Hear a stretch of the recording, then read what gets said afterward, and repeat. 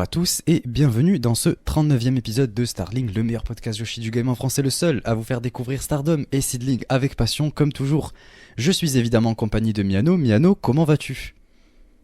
Ça va super bien, ça va même tellement bien, puisque c'est la Tag League. Enfin, quel hype!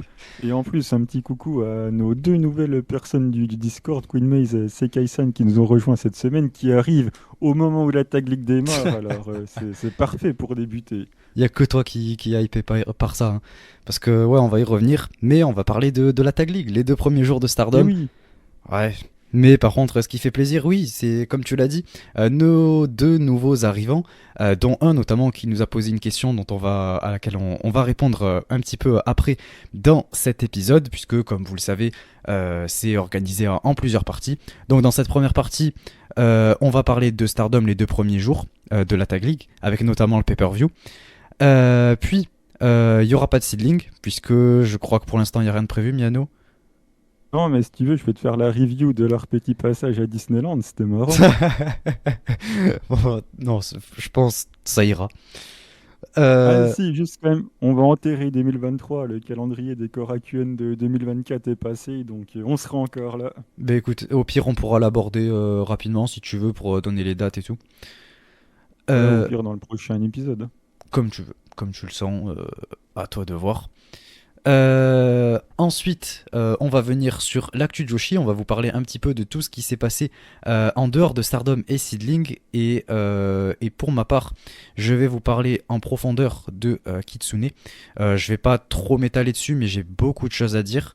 Et je pense que ça peut être très intéressant puisque j'ai eu beaucoup d'échos de personnes que je connais qui ont travaillé pour le show, etc. Donc j'ai entendu beaucoup de choses sur tout ce qui s'est passé backstage et je pense que ça peut être intéressant de le partager avec vous. Donc voilà, ce sera un petit peu quelque chose d'exclusif et que du coup vous entendrez nulle part ailleurs. Donc voilà, grâce aux quelques petits contacts, on va dire, que j'ai pu entendre pas mal de choses et tout. Donc j'y reviendrai. Et en même temps, je parlerai assez rapidement du show que j'ai vu. Et voilà, Miano, je sais pas si tu vas aborder un truc dans ça. Euh, Si moi ça va être Oz Academy, du coup j'avais fait une petite preview de leur gros show qu'ils allaient faire là avec la storyline avec Marvelous, donc du coup je vais parler un petit peu de ce show qui était le 22. Ok, ça marche. Et ensuite, la recommandation de match. Donc, on vous recommandera un match chacun avec Miano et on a la recommandation d'un de nos abonnés Patreon. Et on terminera avec la FAQ, les questions que vous nous posez chaque semaine sur Twitter, auxquelles on répondra. Donc, c'est tout ce qui s'est passé à peu près cette semaine. On s'excuse de déjà cet épisode qui est assez en retard comparé à d'habitude et également de ne pas avoir sorti quoi que ce soit sur le Patreon puisque ça a été extrêmement compliqué, c'est pour ça qu'on est en retard. Vous savez à quel point c'est dur avec Miano de se retrouver, rien que là au moment où on vous parle, on a un laps de temps qui est extrêmement limité, donc on va essayer quand même de vous faire passer un bon moment, etc. Et on s'excuse quand même pour le retard, mais En tout cas, sur le Patreon, le show de Natsu va bientôt arriver, puisque oui, du coup on c'est vrai. s'occupera du show de Natsu sur le Patreon. Merci de l'avoir précisé, j'avais oublié. On va y venir effectivement. On vous reviewera ça, je pense, dans la semaine. Ça devrait sortir, je l'espère. C'est pas la seule chose que tu oublies aussi généralement, comme citer par exemple nos abonnés du Patreon, des fois J'allais le tu faire. oublies un petit peu J'allais aussi. le faire à l'instant. Donc oui, évidemment. Donc je vais évidemment tous vous remercier dans l'ordre. Donc merci à Pip, Corwin, Amré, Roi Lord, Yanis Papis, Julien, Mibouro, Florian, Trekitov, Xavier et Ovi. Donc voilà, merci à vous tous de continuer à nous soutenir. Et également, je voulais mentionner un merci à Sekai-san, du coup, qui a rejoint le Patreon, mais qui a rejoint de manière gratuite, donc qui a juste accès aux épisodes gratuits qu'on a mis. Pour l'instant, il n'y en a qu'un seul, c'est l'épisode où on avait fait les awards de l'année dernière. Donc merci en tout cas quand même de s'être abonné, même si c'est gratuitement, c'est toujours un soutien. Et ça permet voilà, d'enrichir le nombre d'abonnés au Patreon. Donc merci à toi, surtout qu'il vient juste de nous découvrir. Donc voilà, ça fait très plaisir. Donc c'est tout pour cette semaine. Donc on va commencer sans plus tarder avec la partie Stardom. Donc c'est parti. La Tag League.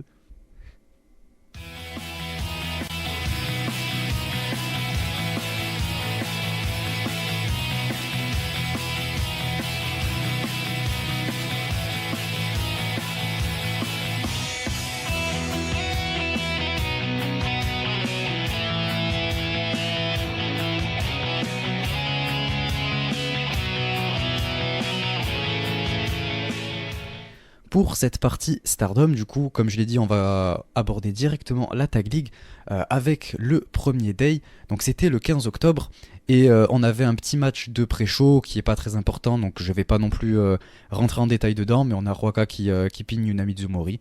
Voilà. Dans les deux cas, aucun ne me gênait. J'aime beaucoup une Mizumori, j'aime beaucoup Ruaka. Que une des deux gagne ou pas, ça me change pas beaucoup. C'est juste, je suis un peu surpris que Yuna perde après sa lancée avec Tam. Mais bon, c'est pas non plus très grave. Moi, je suis d'accord. Je pensais qu'Unamon allait gagner, mais bon, ça me dérange pas que Ruaka ait gagné, mais ça m'aurait paru plus, enfin, pas pertinent, mais plus logique en tout cas que Unamon prenne un peu de momentum après avoir rejoint officiellement du coup le clan Ouais. de Tam. Mais bon, ça permet une petite victoire pour Ruaka, c'est pas souvent, donc allons-y quoi. Le premier match de cette carte principale, Mirai et Miyu Hamasaki contre Mai Sakurai et Tekla. Alors pour ma part, j'ai trouvé que c'était un match qui était plutôt ok. J'ai bien aimé Mai Sakurai ce qu'elle a fait, j'ai trouvé même que c'était ma préférée du match. Tekla, elle a fait un taf très bon, classique, du classique Tekla qui a été efficace. Et malgré tout, Mirai, qui pourtant est la championne Wonder, je l'ai trouvé très effacée. J'ai trouvé ça assez surprenant.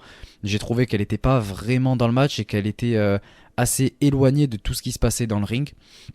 Et mis à part le spot un peu fun avec le Paradise Lock là, que Mai Sakurai est en train de développer petit à petit, il n'y avait rien de bien fou quoi. Mais le match était correct. Franchement, ça allait pour les 4 catcheuses qui sont dedans pourtant. Et Mai qui remporte sur Miyu Hamasaki, donc c'est plutôt sympa. Ouais, bah c'était à peu près le seul booking possible de faire perdre Miyu, je pense. Parce qu'on a des championnes artistes, la championne Wonder, donc je pense qu'ils n'avaient pas trop le choix. Après, c'était un peu bizarre d'avoir Mai et Mirai en opposition, vu qu'elles font équipe dans la Tag League, mais bon, pourquoi pas, en match comme ça, en bas de carte, ça fait le travail, quoi. Ouais, ouais, ouais. Et d'ailleurs, ouais, en parlant de ça, il y a Mai à la fin qui, dans sa promo, nous dit voilà, de soutenir son équipe avec Mirai, donc Mirai Saku, leur nom d'équipe qui est complètement éclaté. Franchement, ils Ah, auraient pu mais trouver mieux. tous les noms d'équipes de la Tag League sont quand même pas incroyables. Maximum The Mini, franchement, c'est incroyable. Celui-là, je le valide à 100%. Anako et Sayaida, masterclass. Enfin, il est super drôle, je trouve. Et Eye Contact aussi. Ouais, Mayu Eye et Contact, Anan. c'est sympa. C'est franchement. Enfin, en fait, ça me fait rire. Le petit jeu de mots avec Icon. Et après, pourquoi Eye Contact, j'en sais rien. Mais je trouve que ça fait un jeu de mots avec Icon. Enfin, j'espère que c'était voulu. Et je trouve ça pas mal. On passe au match d'après. On avait Julia contre Michiko. Ouais, c'est ça. C'est son nouveau nom. Moi, je suis Ouais, trop habitué à. c'est son Andras Miyagi. Voilà. Moi, c'est resté Andras Miyagi. Donc voilà, elle s'affrontait dans un singles match. Julia défendait même pas sa ceinture, puisque on rappelle qu'elle a défendu. Je sais plus si c'était le 22 ou si ce sera le 28. Mais en tout cas, elle va affronter Ayan là aux États-Unis à Las Vegas. Donc voilà, hâte de voir ça. Et je crois que ce sera le 28 parce que je crois ouais, que le match n'a pas encore eu lieu. De toute façon, vous le savez, on suit absolument pas tout ce qui est titre strong, etc. défendu chez New Japan. Vous connaissez notre avis sur le booking de cette ceinture. C'est pour ça qu'on n'est pas à 100% à jour et qu'on vous en parle très peu, puisque ben, en fait, on en a déjà parlé. On voit pas l'intérêt de tout ça. Mais je vous en parlerai peut-être, puisque Ayan est une catcheuse que j'aime bien. Donc je regarderai sûrement le match.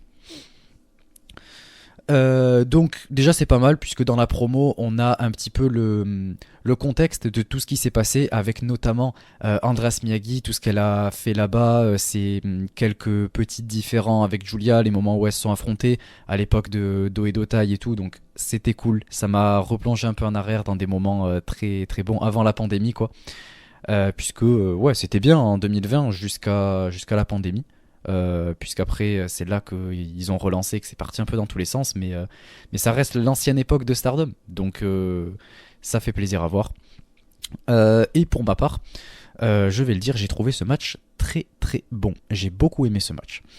Le match il était vraiment sympa, on sent le storytelling, j'ai beaucoup aimé les différents échanges, ça prend un peu son temps comparé à d'habitude. Après pour aller à l'extérieur, les deux elles s'échangent pas mal de coups et tout, et on part pas à l'extérieur au bout de 2 minutes, on y part au bout de quoi, peut-être 5 je crois, 5-7 minutes, donc c'est cool, il y a quand même des échanges dans le ring avant tout ça. Il y a le famoso spot de la table de Julia, évidemment, on coche une case du bingo. Mais j'ai trouvé intéressant que derrière, il y a Michiko qui, elle, fait le même, mais à travers une chaise, du coup. Donc, ça nous fait un petit peu une sorte de storytelling à travers ce move du pile driver. Une le passe à travers la table, l'autre lui rend à travers la chaise. Donc voilà, ça fait qu'elle se rende coup pour coup. Donc j'ai beaucoup aimé ça. Je trouve ça intéressant. Au lieu d'avoir juste un classique spot de la table, on essaie de nous faire tourner une histoire entre guillemets autour de ça. Donc j'aime bien. Et d'ailleurs, c'est juste après un ref bump. Donc voilà, l'arbitre ne le voit pas et tout. Mais j'ai trouvé ça intéressant. Et Julia, ensuite, là, elle enchaîne avec sa grosse prise. Là, je sais plus comment elle s'appelle. Il y a un dégagement et du coup, elle enchaîne avec son finish et elle remporte. Voilà, c'est un match qui m'a pas du tout dérangé. Comme je l'ai dit, cette espèce de storytelling autour du pile driver que j'ai bien aimé. Les deux se sont bien donnés. On a eu de très bons échanges et franchement, j'ai été très satisfait. Ouais, t'es bien optimiste, je trouve, pour tout ça. J'irai pas jusque-là. Déjà, le selling laisse à désirer, je trouve. Même sur les deux pile drivers, hein, déjà, toi qui te plains souvent que ça kick out ne serait-ce que des moves signatures, là, ça kick out du pile driver à travers la chaise. Bon, bah, on est quand même en deuxième match de cartes. Je pensais que ça C'est t'aurait dérangé un petit peu. On peut pas c'est pas un vraiment move dire qu'il a été signature? très bien vendu non plus. Non, mais c'est quand même un pile driver à travers une Ouais, chaise. mais C'est pas c'est pas non un plus finish quoi un donc. shoulder block de Mireille, quoi. Bah logique à travers une Donc, table. bon. Donc voilà, ça n'a pas des masses vendues, je trouve. Après, oui, c'est correct. Il y a eu deux spots dans le match. Voilà, en bas de carte, c'est un peu étonnant, mais bon. Donnez-moi la tag league, j'attends que ça. Mais juste avant, on a une petite promo de Julia qui nous dit Hey Andras, ou pardon, Michiko, ça fait longtemps. Tu viens de revenir et on a vraiment des visions différentes. Donc voilà, c'était vraiment intéressant de t'affronter. Après, elle dit Arrivederci, Matana. Et Michiko qui enchaîne en disant que je vais te faire regretter tout ce qui a pu se passer, etc. entre nous. Donc voilà, ça sous-entend sûrement une suite, j'espère en tout cas, puisque Andras Miyagi est chez Stardom, le retour, ça fait plaisir, je suis très content. Donc j'espère une suite, surtout après le fait que j'ai apprécié ce match, donc moi j'en veux plus. Et du coup, ben, en parlant de la Tag League, on y va, on est parti, on a la présentation Et des oui, équipes une par une. C'était cool. Elles sont toutes réunies, elles font ça toutes les ans, de toute façon, tous les ans, pardon, et un peu comme au Five Star. Voilà, elles sont sur la stage et on voit toutes les équipes, ça fait plaisir. On a tous les noms, etc. Avec notamment Eye Contact et Maximum Zamini. Donc, ça fait plaisir.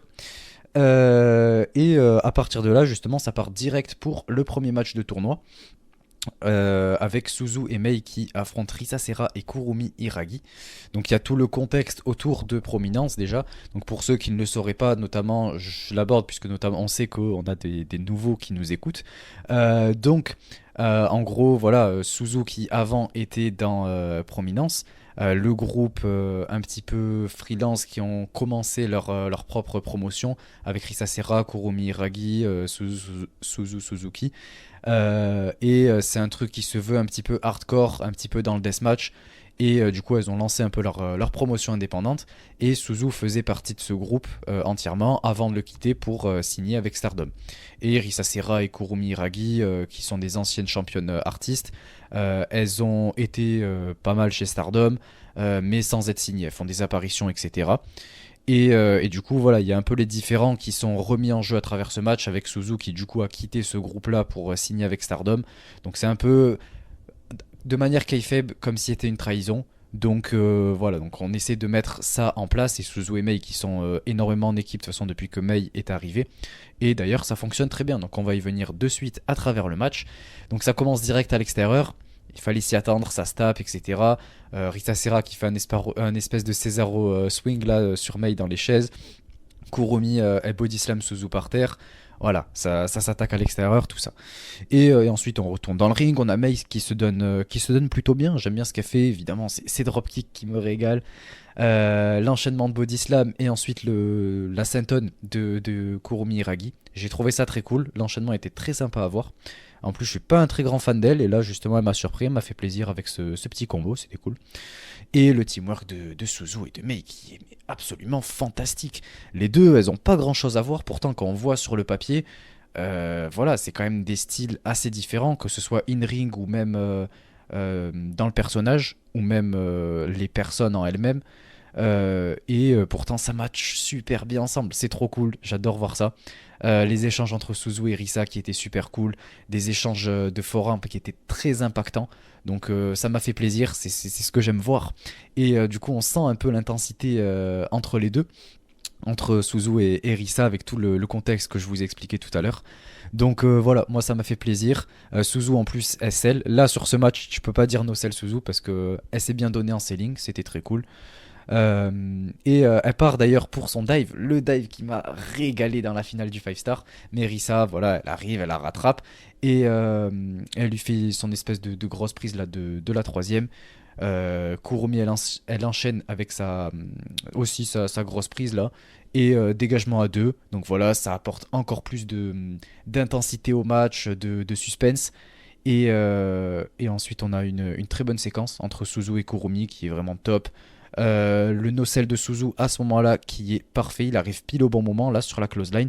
Je trouve que c'est super pour lancer la fin du match, pour avoir un côté vraiment un peu comeback, un côté vraiment fighting spirit, on met nos dernières forces dans la fin du match et tout. J'ai trouvé que ça arrivait au très très bon moment. Et malgré tout, voilà, ça finit sur un draw. C'était prévisible à mes yeux, mais franchement, le match était super bien. Une très bonne histoire racontée et des spots très sympas, deux teamwork qui étaient super et l'un face à l'autre, ça a donné un match super. Donc franchement, j'étais ravi.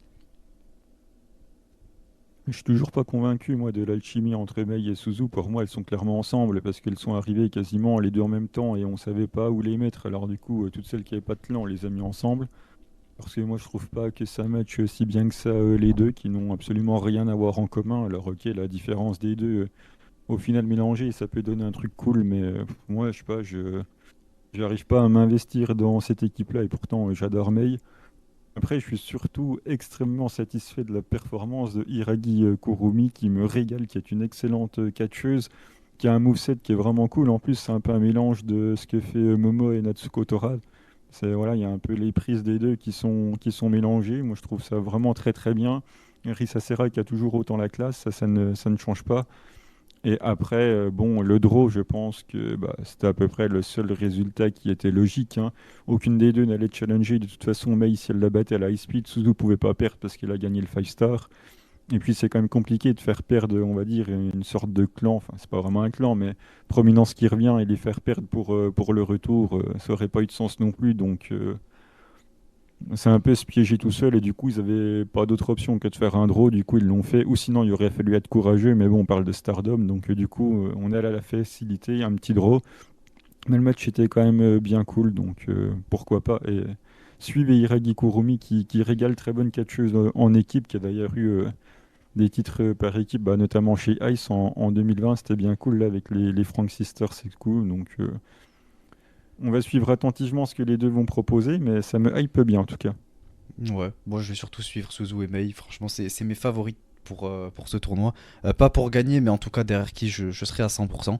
En tout cas dans le bloc rouge et de l'autre côté FWC. Donc là, en tout cas, elles m'ont vraiment régalé. Et pour l'instant, c'est les seuls qui vraiment me hype dans ce tournoi et qui me donnent envie de voir chacun de leurs matchs. Donc, le match suivant, dans le bloc rouge, toujours, Mina et Waka. Moonlight Venus contre Sayaida et Anako. Maximum Sami. Bon, déjà l'entrée de Moonlight Venus, c'était en fait l'idée est top, mais Waka évidemment voilà, elle est pas prête, elle est trop loin. En fait, Mina elle régale, elle arrive, elle fait un espèce de grand geste comme ça. Pour imiter le signe de la lune comme ça avec ses bras, mais oh là là là là, ça m'a régalé, elle m'a fait plaisir. Je vais dire du bien de Mina pendant cet épisode. Déjà de 1 pour rattraper ce que j'ai dit au dernier épisode. Je suis désolé Corwin encore une fois. Et en plus de ça parce qu'elle m'a régalé. Donc voilà, en plus elle fait sa danse, incroyable danse. Waka elle est là, bon, elle l'aide pas en fait, elle fait rien, elle la regarde, hein, c'est marrant, super, mais quand même, tu vois, t'as la Vénus à tes côtés, elle est là pour t'apprendre à danser. Quand même, il faut que tu te donnes, investis-toi, même si t'es nul en danse, apprends, tu vois. À la limite, tu sais pas catcher, mais essaie de compenser avec la danse, tu vois, ça peut être pas mal. Mais bon, on parle de Waka, donc voilà, très peu douée dans tout ce qu'elle entreprend, à la différence de Mina. Eh oui. Je deviens méchant avec quoi. Bon, bref. Soyons sérieux. Non, une dernière chose. C'est vrai que c'était la première fois qu'on la voyait avec les cheveux longs depuis un petit moment et ça m'a régalé. Ça fait plaisir de revoir Mina avec les cheveux longs comme ça parce qu'avec sa coupe au carré c'était cool, mais voilà. Et là, oh là là là là, là c'est la Vénus resplendissante. C'était incroyable, ça m'a régalé. Bref, on rentre dans le vif du sujet. Anako. Voilà. Le body slam qui était absolument terrible. Il était très dangereux le body slam qu'elle porte sur Mina. C'est-à-dire qu'elle relâche Mina beaucoup trop tôt. Ça fait que Mina, en fait, c'est à elle de prendre sa chute, se débrouiller pour chuter proprement. Normalement, elle est censée l'accompagner jusqu'à une certaine hauteur pour que Mina puisse prendre sa chute. Sauf que là, elle a lâché alors que Mina avait ses jambes à la hauteur des épaules d'Anako. Donc, en fait, elle a dû se réceptionner, prendre sa chute, mais avec beaucoup plus d'impact. Donc, heureusement qu'elle s'est bien chutée quand même. Si on parlait d'une Ouais, mais catcheuse. Vas-y, vas-y. c'est parce qu'elle tombe de haut, tu vois, un peu comme toi avec l'UWF de Ouais. Mina. Ouais, C'est mais tombé là, de haut. là ça remonte, là, ça remonte. C'est Mina, ça me fait remonter. Ça. Enfin, bref. Et du coup. Putain, tu me fais dire des bêtises, bien non. Du coup, elle fait sa chute. Et ouais, je disais, heureusement que c'est pas une catcheuse amateur. Parce que sinon, ça aurait pu être très dangereux. Vraiment. Mina qui met son Huraken, il était grave propre. Là, je veux rien savoir, il était génial. J'avais l'impression de voir Johnny Cadillac, c'était magnifique. Le Glamorous Sword qui claque bien, il m'a régalé aussi. Là, honnêtement, bon, Mina et Waka remportent. Leur prise à deux était absolument horrible. Elles font une prise à deux qui était moche.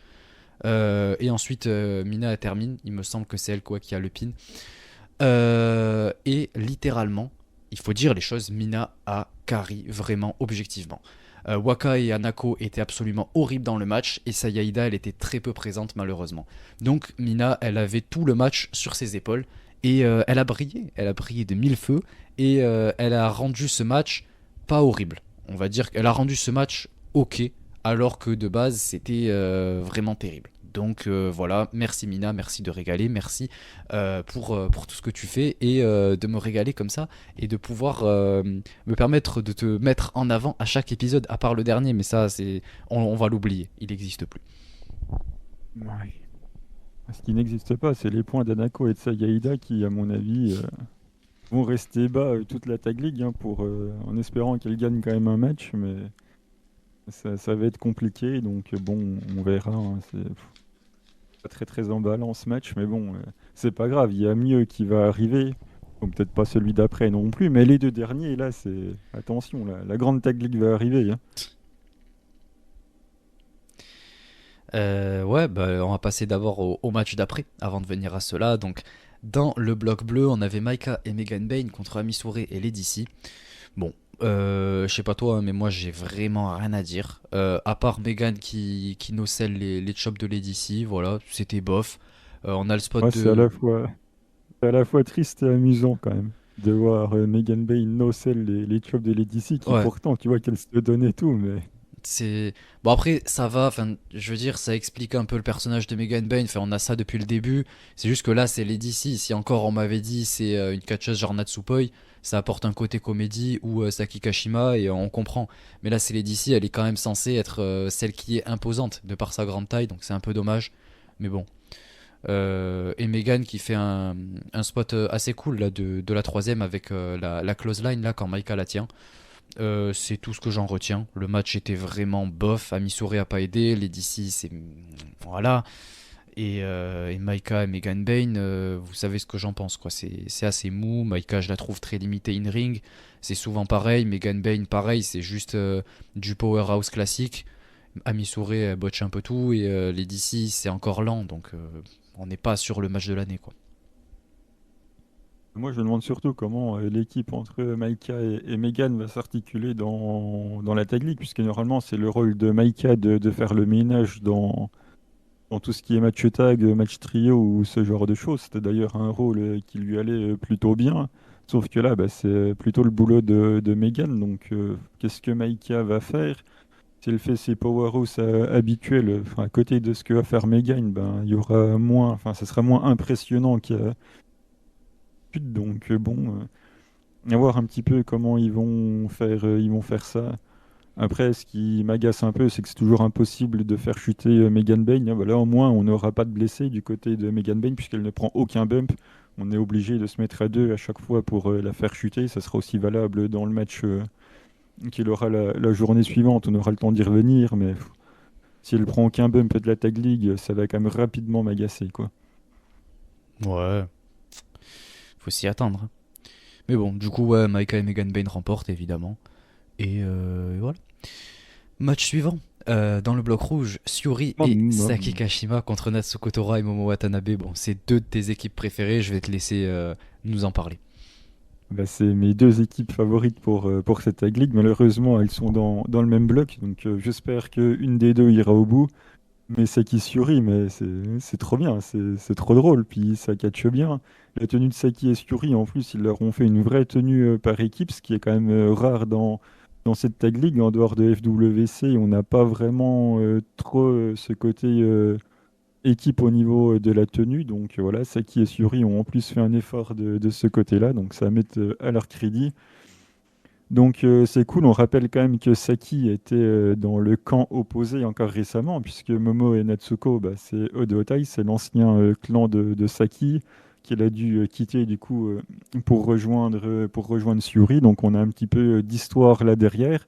Donc c'est intéressant de commencer la Tag League avec cet affrontement-là. Il aurait pu ou le commencer ou le finir justement entre ces deux équipes. Donc voilà, c'est plutôt une bonne décision. Donc moi j'aime bien. Et c'est assez marrant puisque Saki joue toujours sur son côté trouillarde avec Syuri qui est obligé d'aller la chercher. Ça m'aurait agacé si Saki serait contentée de jouer la trouillarde, mais bon, dans le match, elle a quand même fait le travail. Elle veut passer des fois le relais à Syuri qui n'est pas là et qui lui dit vas-y, enfin, continue, ça l'oblige du coup à se battre. Elle met quelques kicks qui sont pas mal. Et puis voilà, on a Syuri et Momo qui sont dans le ring aussi en même temps. Donc ça régale. Il y a vraiment des moves qui sont sympas. Moi, franchement, j'aime bien. Momo veut faire taper Saki Kashima. Donc ça, c'est plutôt cool. Puisque voilà, on va voir si Saki a gagné un petit peu de résistance après son entraînement avec Syuri. Donc c'est plutôt intéressant d'avoir essayé de la faire abandonner pour voir s'il était capable de résister ou pas. Donc c'est plutôt cool. Elle nous sort un Spapapapan de nulle part. Natsuko vient faire le save. Donc c'est cool. La fin, il y a Momo qui arrive à passer sa souplex sur Saki pour le compte de 3. Mais moi, ça me régale. Ça, c'est la Tag League qui me hype. J'attends vraiment des moments comme ça dans cette Tag League. Donc c'est vraiment une réussite pour moi, ce match. J'aime beaucoup. Ouais, en vrai, ça va, c'est pas non plus mauvais, enfin, c'est même bien. Il y a des moments assez fun avec Saki qui part en courant et tout, Syuri qui va la chercher là au début. Voilà, ça c'est ce qu'on aime. Les clics de Momo et Syuri qui sont très cool, donc ça fait plaisir à voir. Et ouais, moi j'ai trouvé que ça a fait le taf. Bon, j'ai pas autant de choses à dire que toi. Mais le match était vraiment cool, donc ouais, il y a rien de spécial à dire. Si ce n'est ce qui se passe après, puisque on a Syuri qui se fait challenger pour l'UWF, enfin en UWF, et c'est la Scandinave, enfin le Scandinavian Hurricane Alice Inc. qui challenge Syuri pour un match UWF qui sera le 18 novembre à Osaka pour Gold Rush. Donc voilà, Syuri a dit bon, quelqu'un de l'international qui me challenge, je suis contente, je sais pas qui c'est, mais affrontons-nous quand même, donc ça régale, puisque même moi je savais pas qui c'était. Donc on va voir ce que ça donne, hein. En tout cas, elle a l'air quand même, voilà. Désolé Mina, désolé pour la balle, mais elle a l'air, elle en tout cas, de savoir faire. Non, non, Et non, ça non. tombe bien, ça m'évite de mettre la balle parce que je comptais le faire. Mais bon, je vois que j'ai même pas besoin. Mais en Donc fait, tu je- ouvres les yeux, c'est cool. non, non, non, c'est qu'en fait, je pré-shot. Je pré-shot tout. Comme sur le Discord, je sais très bien, il y en a tellement tous les jours. Chaque truc que je dis, je sais que derrière, je vais prendre une balle. Donc, je le dis moi-même, comme ça, au moins, je suis sûr que de l'avoir pré-shot et de pas vous donner cette satisfaction de la descendre. Donc, Ouais, sans mériter. C'est que tu non. vas au combat sans armes au milieu du champ de bataille, quoi. T'es sûr que tu vas dérouiller, hein.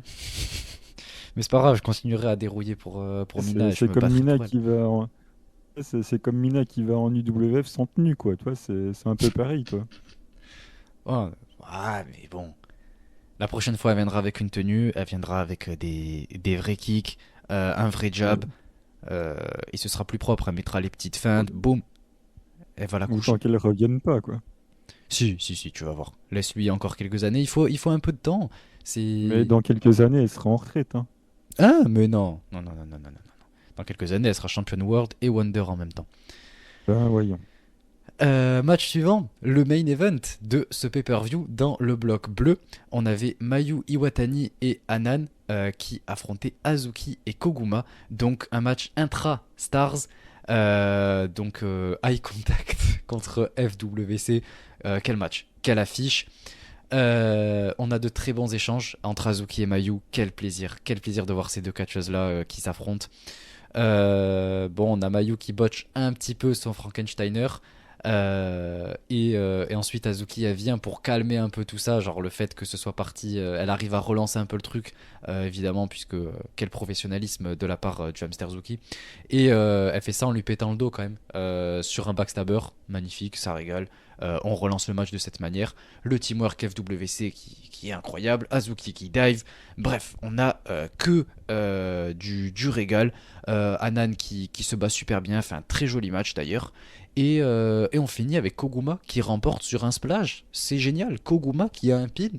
FWC qui remporte contre leur leader et leur acolyte Anan de Stars. Et elles ont leurs deux premiers points face à voilà, une grosse équipe quand même, puisqu'il y a Mayu dedans. Et ça fait plaisir. C'est Koguma qui a le pin en plus. Donc moi, franchement, je suis ravi. Ben, c'était bien, une victoire de l'ours et du hamster, donc c'est cool. Après, voilà, on voit que c'est vraiment une vraie équipe, parce qu'il y a quand même très peu de vraies équipes dans cette tag league. Enfin, ça combine vraiment très très souvent entre Koguma et Azuki, donc ça c'est vraiment cool. On voit que voilà, l'équipe a du vécu, donc ça fait plaisir. Après, Hanan a été beaucoup mise en avant dans le match, donc ça c'est vraiment bien pour elle. Mayu était quand même la plupart du temps en retrait, laissant un petit peu à Hanan prendre la lumière du main event, donc ça c'est une très bonne idée.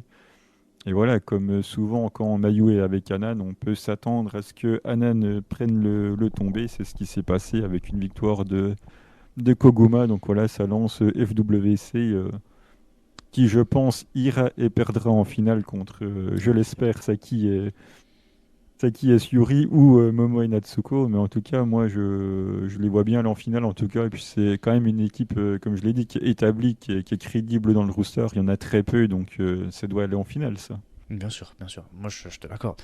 Mais bon, elles l'ont déjà gagné la Tag League en 2021. Elles ont fait une bonne Tag League, il me semble, en 2022 aussi. Voilà, ça va pas être tous les ans, malheureusement. Même si c'est la meilleure équipe du roster. Oh bah regarde, il y en a bien qui gagnent 2 fois de suite le Cinderella de manière consécutive. Ouais, Donc, sauf que là, c'est Azuki. c'est vrai. Et d'ailleurs, Azuki qui nous dit, enfin qui termine le show avec une petite promo, elle nous dit on a gagné l'opening de la Tag League. FWC participe pour la troisième année consécutive, 2021, 2022, 2023, ouais c'est ça. On n'a pas gagné l'an dernier, mais on aimerait cette année avoir cette bague de nouveau. Et Koguma qui dit merci. Je pleurerai pas aujourd'hui, je suis juste contente. Et elle dit c'est quand la dernière fois qu'on a eu une bataille intra-stars. Je sais pas, mais je me suis sentie totalement différente et beaucoup plus investie. J'ai essayé de m'inspirer de Kairi en référence à leur dernier match où Kairi a fait le dernier match de sa carrière chez Stardom face à Koguma, Azuki et Sayada. Elle est Euh, avec la légende. Mayu, oui, c'est vrai, quelle légende. Mais j'ai pas réussi à être aussi forte. Mais je suis très content d'avoir pu main eventer ce show dans une bataille intra-stars. Et voilà, ça se voit qu'elle est très contente, elle a un pin, et ça fait plaisir. Et on termine parfaitement ce show, donc c'est génial. Qu'est-ce que tu en as pensé en général de cet opening de la Tag League? Est-ce que ça a été à la hauteur de tes attentes, de ta hype pour la Tag League ou pas? Bah, clairement, les deux derniers matchs m'ont régalé. J'ai une hype réelle, hein, c'est pas une hype kayfabe pour s'amuser dans le podcast. J'ai vraiment une hype pour la Tag League. J'ai vraiment très très peur qu'on me serve un résultat final qui me déplairait fortement. Mais bon, c'est le jeu pour l'instant. Ça se passe bien, je suis content. Et ma hype est bel et bien présente et j'espère que je la conserverai jusqu'au bout en tout cas. Ouais, écoute, moi Ça fait j'espère que 6 mois que tu. j'en parle de cette Tag League, donc maintenant qu'elle est là, Ben ouais, moi j'espère que tu me transmettras ta hype, hein, parce qu'il va en falloir. On passe au deuxième jour de cette Tag League, le 19 octobre. On avait le premier match de ce tournoi, du coup, dans ce show. Syuri et Saki dans le bloc rouge qui affrontaient Sayaida et Hanako. Bon, de toute façon, dans tout ce show, vraiment, je vais pas énormément développer. C'est des matchs un peu de show de gymnase, comme on dit. Il se passe pas énormément de choses. Donc voilà, il n'y a rien de vraiment spécial. Honnêtement, Hanako a pas été horrible dans ce match. Comparé au show d'avant où je l'ai un petit peu critiqué quand même. Mais là, je trouve que ça allait. C'était largement mieux qu'avant. Et voilà, le match est ok. Saya, elle a bien fait le taf. Et Syuri et Saki qui remportent. Donc voilà, 2 points, 2 points en plus pour Saki et Syuri. C'est cool. mais c'est incroyable. C'est le meilleur match du show, c'est trop bien. Déjà, c'est l'annonceuse, la jeune, là, leur nouvelle qui est là depuis 1 ou 2 ans, je crois. Qui régale, qui limite te casse les fenêtres en même temps qu'il annonce. Donc du coup, annoncer Saki et Syuri avec autant d'enthousiasme, tout de suite, ça te hype pour le match. Et on a toujours les petits spots marrants avec Hanako qui est dans le ring au début. Du coup, Saiki Kashima, elle se rend compte de sa taille et du coup, elle veut pas y aller. Donc quand elle voit que finalement c'est Sayaida qui rentre, bah là, il n'y a pas de souci, elle y va. En plus, elle nous fait le spot de Makoto, là, quand Sayaida est coincée dans les cordes, elle va shooter dans les cordes, donc ça me régale. On salue bien Makoto, d'ailleurs, au passage. Et après, voilà, on vient s'en prendre à 2 contre 1 sur Saki, donc ça, c'est purement scandaleux, d'ailleurs. Elle se prend ensuite des gros body slams de Hanako. En plus, elle les vend super bien, donc ça régale.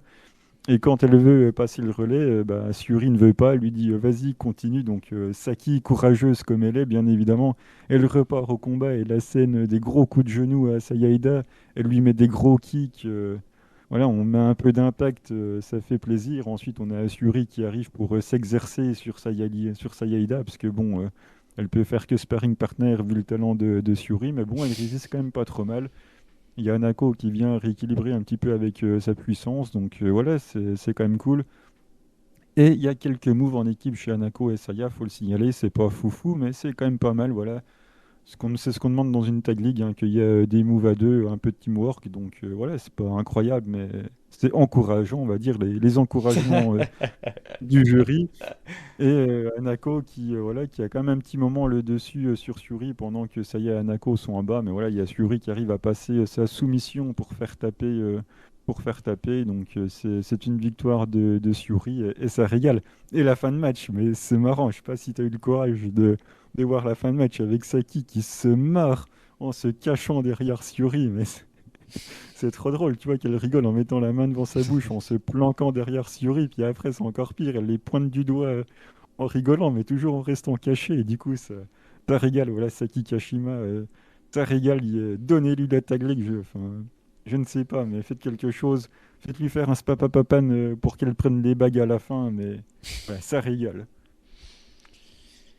Le match suivant, dans le bloc bleu, on avait Mayu et Anan qui affrontaient Megan Bane et Maika.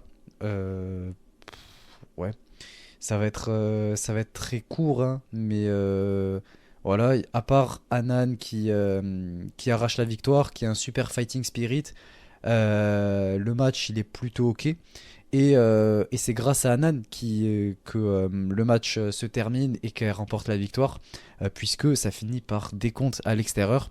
On a Anan qui est la seule à revenir dans le ring, alors que les 4 de base se battaient à l'extérieur, que ça partait un peu dans tous les sens, même si c'était vraiment pas mauvais, puisqu'il y a Anan qui s'est bien donné et tout, avec ses petits dropkicks, franchement elle m'a régalé.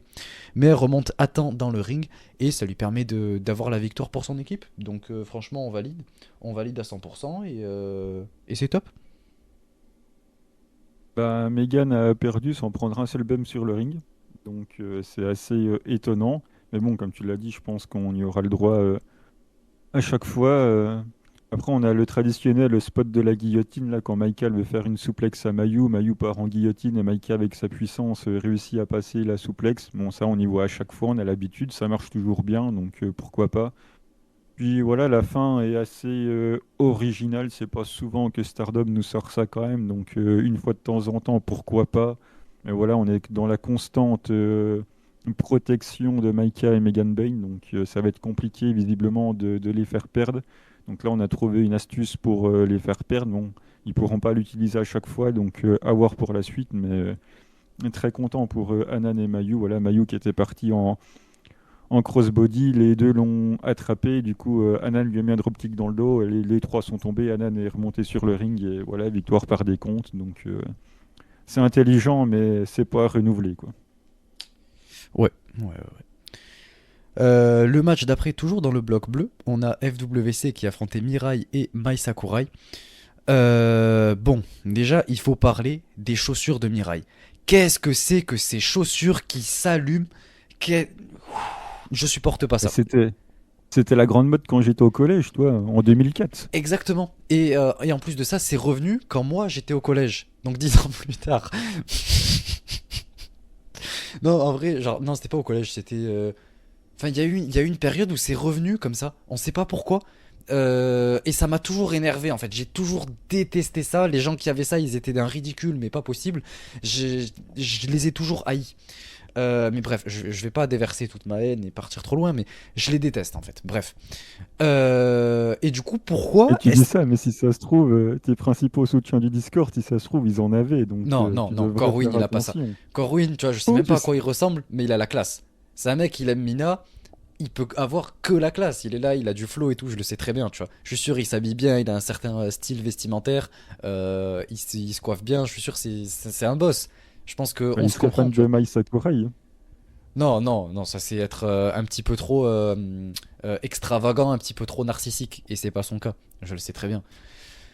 Euh, et, euh, et ouais, bon, Mirai qui, je sais pas pourquoi elle aimait ça en fait, met des bottes normales, comme ça a toujours été le cas. Pourquoi il faut qu'elle mette ça? En plus, ça va pas avec son personnage, c'est nul, c'est moche, enfin, c'est ridicule. Ah, elle a un personnage.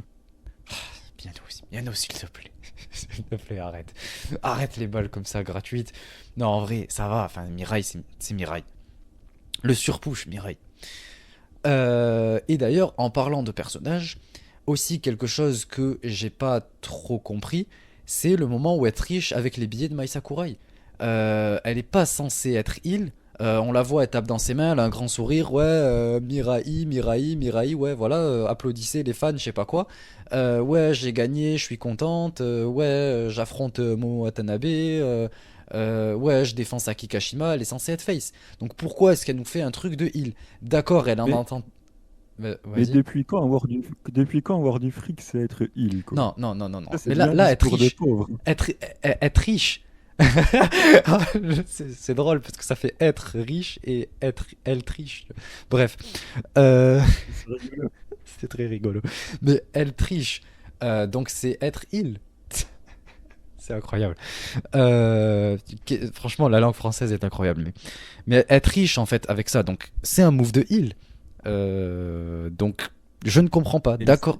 elle sait que Rossi aime bien l'argent. Elle lui a montré qu'elle en avait. Elle en a piqué un petit peu à Mai Sakurai. Elle lui dit que ça lui donne 2 3 billets en plus. La durée de son règne Wonder va augmenter. C'est une stratégie. Mais est-ce qu'elle a besoin de faire ça? Elle a même pas eu besoin de le faire pour claquer 2 Cinderella d'affilée et avoir le titre Wonder. Pourquoi Et dis-toi que c'est pas fini, justement. Mais écoute, let's go, hein. Mais non, je ne comprends pas pourquoi ça va pas avec son personnage. On parle de l'entente, enfin, pas on parle, mais je veux bien comprendre l'entente avec Mai. En gros, elle s'entend bien avec elle et du coup, elle reprend un peu, elle s'inspire. Je peux comprendre. Mais genre, elle s'inspire un peu, elle essaie de se mêler au personnage et d'avoir une certaine alchimie avec Mai Sakurai. Donc je peux comprendre, mais je trouve que ça colle pas avec elle. Et même si c'est en entente avec Mai, je trouve que ça lui va pas. Voilà, elles peuvent faire quelque chose un peu plus comédie basée autour du Paradise Lock là, de Mai Sakurai. Et elle pourrait faire un move derrière quand l'autre est bloqué, je sais pas, elle peut essayer de mettre sa close line.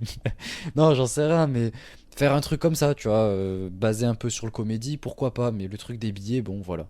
Je trouve que ça allait pas. Et sinon, le reste du match est très cool. Pour quelle raison? C'est très simple, 3 lettres, FWC. Et malgré tout, ça permet pas à la meilleure équipe du roster, Azuki et Koguma, de remporter, puisque Mai remporte.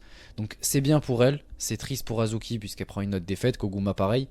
Donc voilà, je suis un peu dégoûté, parce qu'elle perd quand même contre une équipe qui n'est pas ouf. Mais bon, le match reste cool, et FWC, elles ont brillé dans tout le match, donc on peut que les remercier de nous avoir donné un bon match. T'as quand même la championne Wonder avec la championne Artis contre rien. Ancienne championne Goddess, et ancienne championne High Speed, quand même. Il y en a une qui a battu Yoshirai, l'autre jamais, c'est pas grave. Qui était la seconde de Kagetsu. Enfin, je veux dire, c'est quand même pas n'importe qui, quoi. Après, à la fin, j'ai trouvé ça plutôt bien amené avec Azuki qui est projetée dans les cordes et du coup, elle fait un suicide dive sur c'était qui était en bas? Sur Mirai qui était à l'extérieur, donc du coup c'est pas mal, mais apparemment ça a surpris Koguma qui du coup se fait flash pin par Mai, donc du coup la fin était intéressante avec Azuki qui fait le suicide dive en laissant du coup la joie à Koguma de finir, mais qui se fait flash pin. C'était une fin intéressante aussi, comme quoi quand Stardom s'applique un petit peu, ça rend bien, j'ai bien aimé la fin en tout cas. Ouais, pour essayer soi-disant de les protéger, mais ça change rien au fait qu'elles aient perdu. Donc moi je suis triste. Ouais, ils Euh, pourront ramasser les billets que Koguma et que Mirai a lancés. Ils pourront mais s'acheter un goûter avec Azuki, Mayu elle qui l'a fera le fait dès goûter le début. d'Azuki. Et puis... Elle l'a fait dès le début, dès l'entrée, hein. Elle était avec ses billets comme ça, elle les ramassait. Elle m'a tous les régalé. Commoners Their Stars, là, ils vont pouvoir aller s'acheter un 4 heures, là, un 4 quarts ou je sais pas quoi. Là. Mais Azuki en même temps, elle s'est fait voler toute sa viande, toute sa bouffe. C'est Mayu et Koguma qui l'engloutissent, donc il faut bien que elle compense. Elle ira à la boulangerie à côté là, elle s'achètera un petit croissant et puis voilà. Mai, elle nous annonce le retour du Moneyball Tournament Masterclass. Lolololol. On parlait d'Azuki avec les billets. Il n'y a pas meilleure référence. On rappelle que l'année dernière, dans ce tournoi même, qui est pour décrocher un prix à 1 ou 10 millions de yens, je sais plus. 10 millions. 10 millions de yens. Azuki, elle avait complètement explosé, le truc était suspendu, elle m'avait régalé. Il y avait C'est pour... De c'est quoi? pour ça qu'il a un c'est pour ça qu'il a un booking de merde. Ah. Rossi, il a vu les 10 millions tomber par terre. Il a dit, oh, Ah, c'est possible, hein, parce que depuis ce jour-là, c'est marre, quoi. Rossi, il a vu 10 millions par terre comme ça à cause du MC Suzuki. Il a dit plus jamais elle gagne un match, hein. c'est fort probable. Alors qu'elle a pas fait exprès. Elle visait l'échelle et elle a tapé dans la boule avec 10 millions de yens. Mais bon, Elle a qu'à être après, plus à droite. elle s'est fait un petit kiff. Elle a bien mis dans les poches et tout. Même je sais plus qui c'était en finale. Je crois que c'était des DM, non? Elles aussi, elles en ont pris deux Ça serait trois. pas étonnant.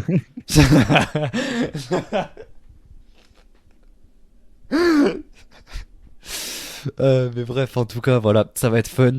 En général, c'est un tournoi sur 4 matchs. Je crois que ça commence des demi-finales, il me semble. On a 2 demi-finales et ensuite la finale avec c'est des matchs à 3 contre 3. Donc ça devrait être fun et ça aura lieu le 18 novembre en même temps que le Suri contre je sais plus comment elle s'appelle là, truc Inc là. Que je retrouve le nom, Alice Inc, voilà. Et du coup voilà.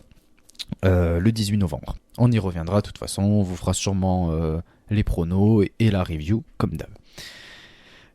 Et juste après Et ça, on oui, continue. On j'allais y continue. venir. Et là, je pense qu'on n'est pas d'accord là-dessus, puisqu'on l'a abordé assez rapidement dans le Discord, et je crois que nous deux ne sommes pas d'accord, mais on va voir. On n'est jamais d'accord. C'est génial. Mirai, elle nous annonce sa prochaine challengeuse, et elle annonce Saori Anou, donc c'est Il l'a surprenant. annoncé ou c'est Saori qui est venu? Moi, de ce que je me rappelle, c'était que Mirai l'avait annoncé. Euh, Enfin, en tout cas, elle annonce sa prochaine challengeuse et ouais, on a Saori qui vient et il me semble qu'elle disait qu'elle voulait l'affronter. Euh, Peut-être que j'ai vu un peu trop rapidement, mais il me semblait que c'était elle qui l'avait annoncé. Mais bon, ça changerait en fait que sa prochaine challengeuse sera Saori Anou. Bon, qu'en penses-tu? Ouais, c'est la même chose que pour Momo, quoi. Elle l'a battu dans le 5 star. On n'a rien booké entre-temps, on n'a pas d'histoire. Donc, du coup, on fait un match parce que la championne a perdu dans le 5 star contre quelqu'un. Du coup, on lui donne un match pour le titre. Et puis, voilà. Une fois qu'on aura mis 3,75 au match, parce que ça sera pour main event, voire peut-être 4 pour les plus optimistes, eh ben, on l'aura déjà oublié parce qu'il n'y avait pas d'histoire derrière. Donc, on aura un match compétitif voilà, entre deux catcheuses. Du haut de la carte, et puis une fois qu'il sera fini, on en aura pu apprécier que le résultat, et dès le lendemain, on l'aura oublié. Ouais, je suis légèrement d'accord. C'est-à-dire que c'est pas complètement faux ce que tu dis. Après, le côté il n'y a pas d'histoire, moi ne me dérange pas plus que ça. Certes, c'est un match de Wonder, donc c'est quand même censé être le cas. Sauf que c'est important aussi d'avoir des challenges de transition. Comme j'en ai parlé, j'avais parlé aussi de tout ce qui était avec Haruka Umezaki, Saki, etc. Des affiches un peu improbables comme ça, que j'aime bien voir, mais dans ce cas-là, il faudrait que ce soit des guests. Bon, après, là, ça va, c'est Saori Anou, on sait tout ce qu'elle va perdre, mais en tout cas, je trouve l'affiche intéressante.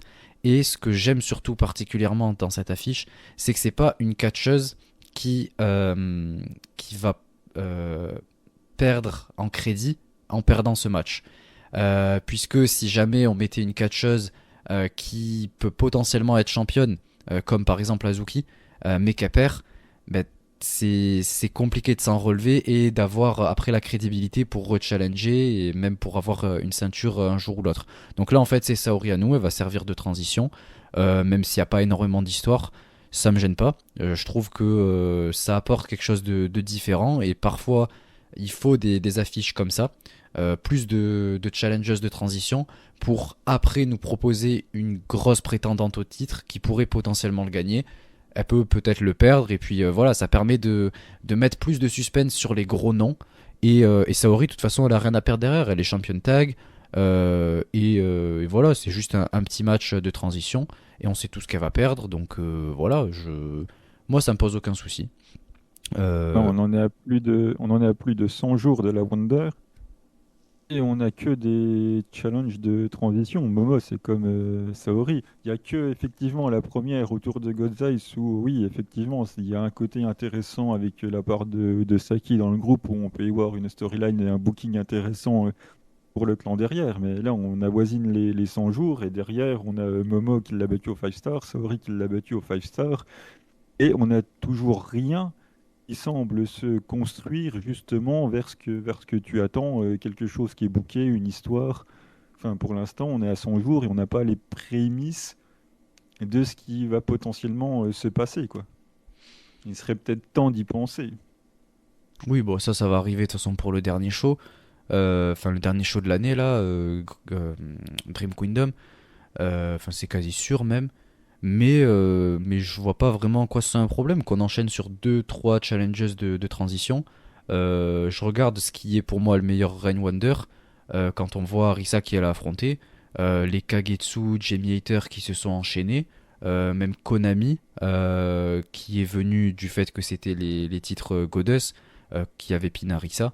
Voilà, il n'y avait pas non plus Kagetsu, c'était le 5 star. Jamie Hater, il me semble aussi que c'était le 5 star et ça arrivait un peu de n'importe où. Konami, c'est parce qu'elle l'avait juste pin pendant le match pour les titres Goddess là. Donc voilà, enfin je veux dire, c'est pas vraiment un souci. Et en plus là, c'est pas une catcheuse qui va perdre beaucoup comparé par exemple à une Momo, même si on sait qu'elle est condamnée à jamais le remporter, mais elle peut être prétendante pour remporter ce titre. Réemporté. Ouais. Mais ça impacte moins qu'une Momo, qu'une Azuki. Donc voilà, Saori elle est championne actuellement et ça impacte même moins que une Starlight Kid ou une Azumi. Je sais que tu les veux, mais honnêtement, c'est pour ça que moi ça me dérange pas plus que ça. C'est que certes elles challenge pas, mais elles perdent pas derrière non plus un match pour un titre Wonder, donc ça les discrédite pas. Et pour l'instant, il n'y a aucune chance qu'elles aient perdu pour un titre, puisque pour l'instant elles en ont eu aucune, quoi. Donc moi ça me gêne pas plus que ça, et je préfère même les voir loin de la ceinture si c'est pour que elles soient protégées de cette défaite derrière. Donc voilà. Je comprends, je vois. Dans le bloc rouge, Suzu et Mei, la meilleure équipe du tournoi contre Julia et Tekla. Le match était super cool. On a l'histoire de Suzu et Julia qui est bien racontée, puisqu'on sait qu'elles se sont affrontées beaucoup de fois, même leur histoire date de chez Ice Ribbon, etc. Suzu qui est arrivé chez Stardom et qui a challengé Julia directement.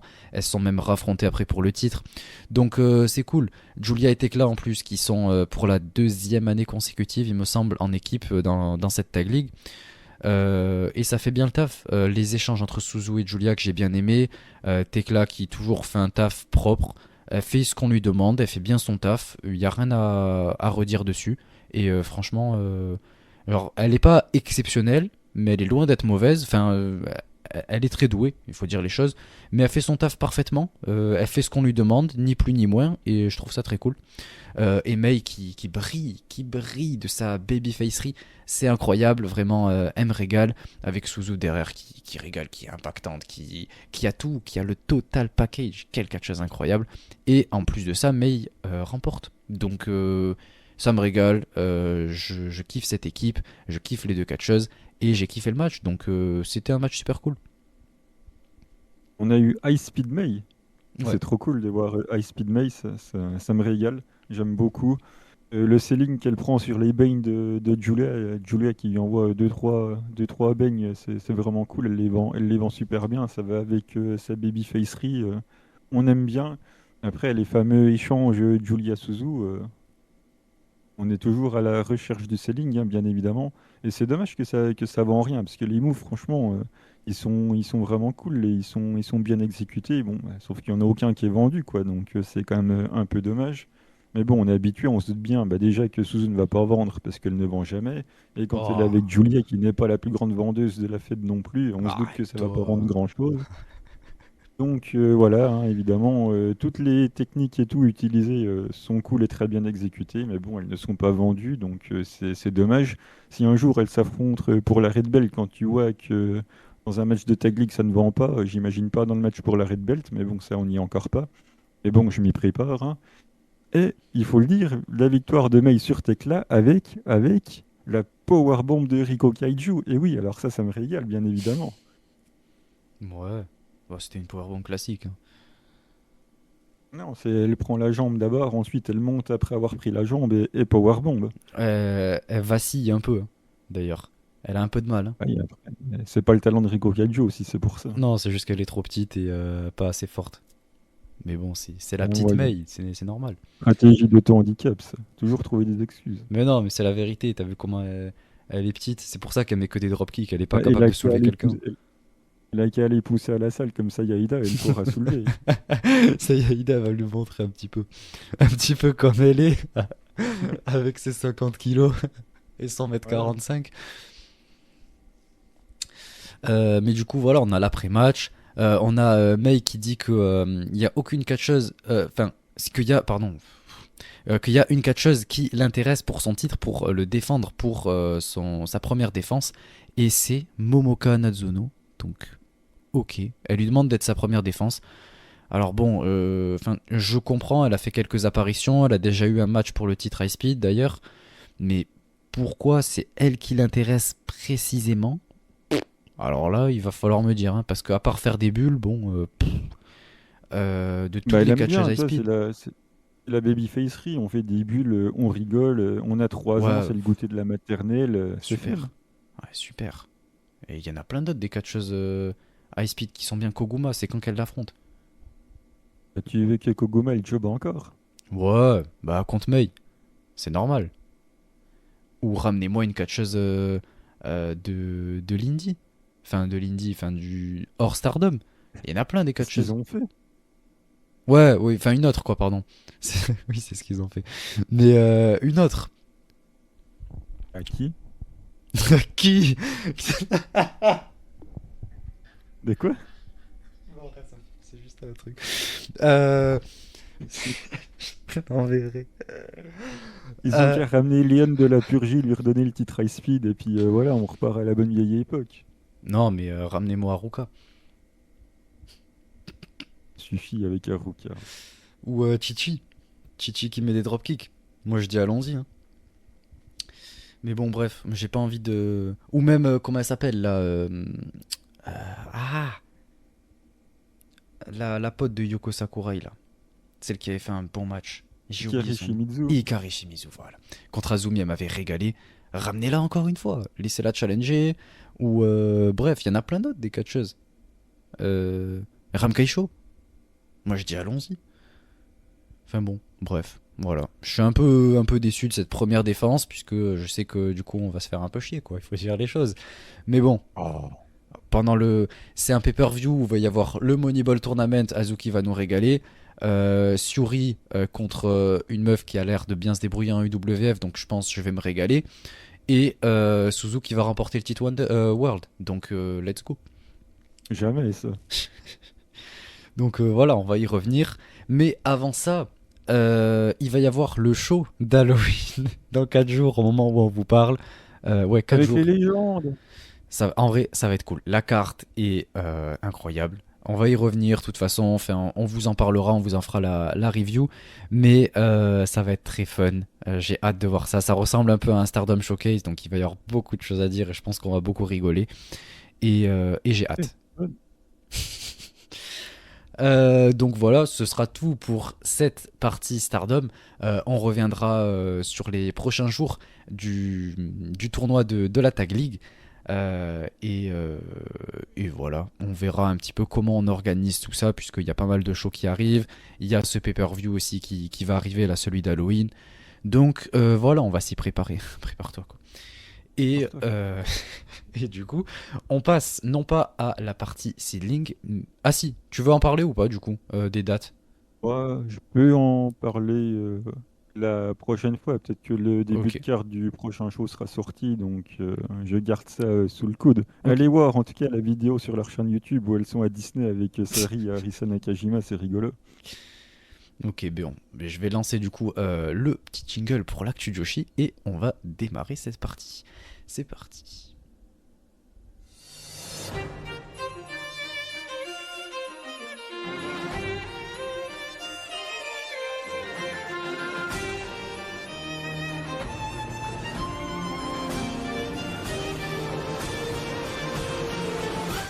Donc pour cette partie pardon, Actu Joshi, comme je l'ai dit, on va vous parler Miano. D'abord, on va commencer en parlant de la Oz Academy. Donc je vais te laisser développer un petit peu tout ça, ce que tu veux nous dire dessus.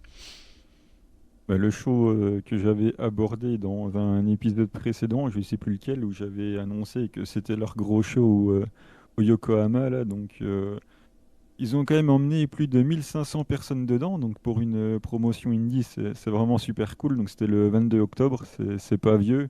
Et c'est la fameuse feud entre la Oz Academy et la Marvelous, avec les honneurs des deux promotions qui étaient dans le match. Donc pour Mayumi Ozaki, c'est pas étonnant forcément du côté de la Oz Academy. Et de l'autre, Shigusa Nagayo pour la Marvelous. Donc du coup, il y avait Shigusa, Miyomomono et Tomoko Watanabe pour la Marvelous. Contre le Zaki-gun de Mayumi Ozaki, qui était avec Saori Anou et Kakeru Sekiguchi dans un six-man élimination avec un peu de hardcore deathmatch là-dedans. Donc c'était Oh plutôt non. cool. Je vais juste faire la review de ce match-là et vous donner deux, trois infos à côté. Mais franchement, c'était bien. Toi qui aimes quand il y a du sang, tu devrais regarder le match puisque bah, ça a saigné vraiment très très vite. Il y avait des battes entourées de barbelés, du barbelé sur des tables. Enfin voilà, tout ce qu'il faut dans ce type de match-là. Puisqu'on rappelle rapidement pour le contexte, Mayumi Ozaki a le titre AAAW que Marvelous a remis au goût du jour. Donc voilà, Ozaki leur a repris le titre à leur petite jeune prodige Miyomomono. Donc du coup, voilà, les faits sont partis en guerre et on est à un grand moment de cette fameuse guerre entre les deux. Donc c'est plutôt cool. Donc voilà, rapidement pour les éliminer avec Tomoko pour Marvelous qui met une lariat sur Kakeru, elle tombe sur les chaises, voilà, Kakeru première éliminée. Ensuite, Saori Anu va éliminer Mio. Non, attends. Ok. Ouais, c'est la deuxième du clan de Oz qui va perdre du coup, puisque Saori Anu va se faire éliminer par Mio Momono, qui se fera asseoir là sur son petit. C'est une sorte de âne rose. C'est un petit jouet qui a la forme d'un âne avec du barbelé autour. Donc le Saori passe un coup dessus, elle prend un Canadian Destroyer, elle est éliminée. Donc on a la légende Mayumi Ozaki qui est en 3 contre 1. Et là, bah, c'est le grand comeback, c'est la remontada de la légende qui va contrer le pile driver de Tomoko Watanabe. Elle la flash pin. Du coup, voilà, élimination de Tomoko Watanabe, 2-1.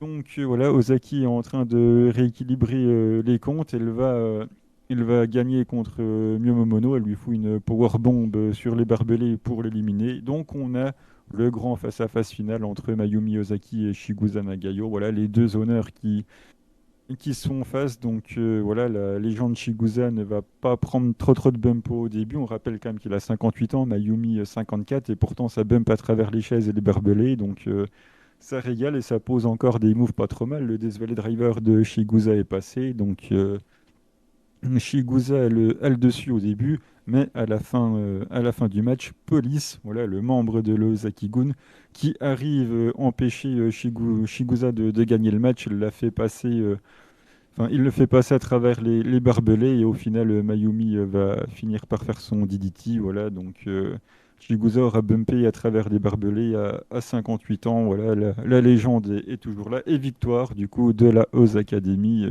qui assoit sa domination sur Marvelous. Période difficile pour Marvelous, mais c'était très cool. J'ai beaucoup apprécié le match. Et rapidement, dans ce qui s'est passé à côté, les prochaines challengeuses au titre tag de la Oz Academy, du coup, ça sera Shiro, Hashimoto et Yu, voilà, la team 200 kilos. Et en main event, c'est la nouvelle désillusion de la Marvelous, puisque Takumi Iroha, l'ace de Marvelous, a perdu contre la championne Oz, du coup, Akino. Donc vraiment, Marvelous se prend une belle raclée. Et voilà, il semblerait que Mio Momono n'a pas beaucoup apprécié, donc peut-être qu'on se dirige sur un Mio Akino, en tout cas on verra, mais le show était super cool, voilà, aux académies m'a régalé, donc je suis plutôt content. Ok, bah écoute, ça me permet juste de faire une petite transition assez rapide par rapport à Takumi Iroha qui sera à la World Cup de la RCW en Espagne en décembre avec d'ailleurs Mio Momono aussi qui a été annoncé et Unagi. Donc on a pour l'instant de très gros noms. Donc si jamais vous êtes pas trop loin ou si jamais vous avez pas grand chose à faire le week-end je crois du 18 décembre il me semble, n'hésitez pas à aller faire un tour. Je verrai pour ma part si j'irai, mais en tout cas c'est quelque chose qui me hype énormément. Et ça peut être l'occasion voilà, de découvrir des catcheuses Joshi en live. Donc voilà, je vous invite, si jamais vous pouvez, à faire le déplacement. Et pour ma part, je vais parler du show Kitsune. Comme je vous l'ai dit, je vais rentrer un peu en profondeur, notamment sur pas mal d'aspects backstage qui se sont déroulés. Puisque de manière, voilà, entre guillemets, j'ai quelques contacts, voilà, qui ont participé au show, qui étaient là dans sa préparation du début à la fin, qui ont contribué à faire en sorte que ce show puisse exister.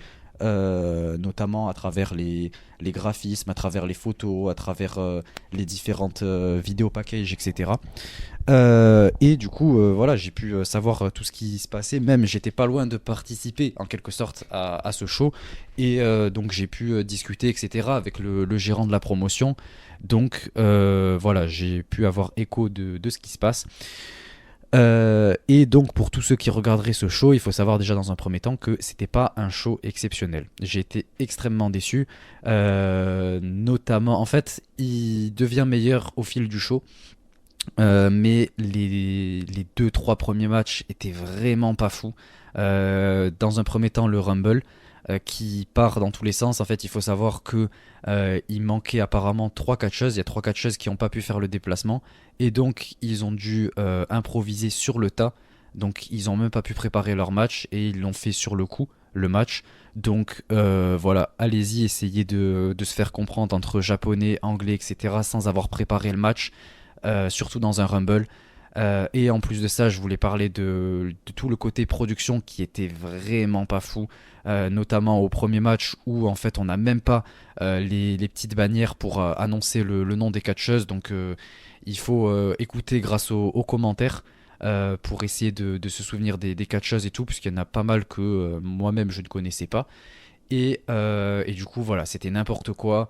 L'arbitre qui était terrible. Cet arbitre, je sais pas d'où elle sort. Et j'ai même demandé, on m'a dit que eux non plus ne savaient pas d'où elle sortait. Après, au fil le reste du show, ça allait, mais en tout cas, dans ce premier match, elle a fait n'importe quoi. Elle a annoncé vainqueur la gagnante, mais pas au bon moment. C'est-à-dire qu'en fait, elle a compté 2, mais elle l'a annoncé vainqueur. Mais en fait, le match a continué. Et 30 secondes après, le match a fini et elle a vraiment gagné. Donc voilà, c'était absolument n'importe quoi, rempli de botch. C'était terrible. Également, désolé, je pars un peu dans tous les sens, ça n'a pas beaucoup de structure.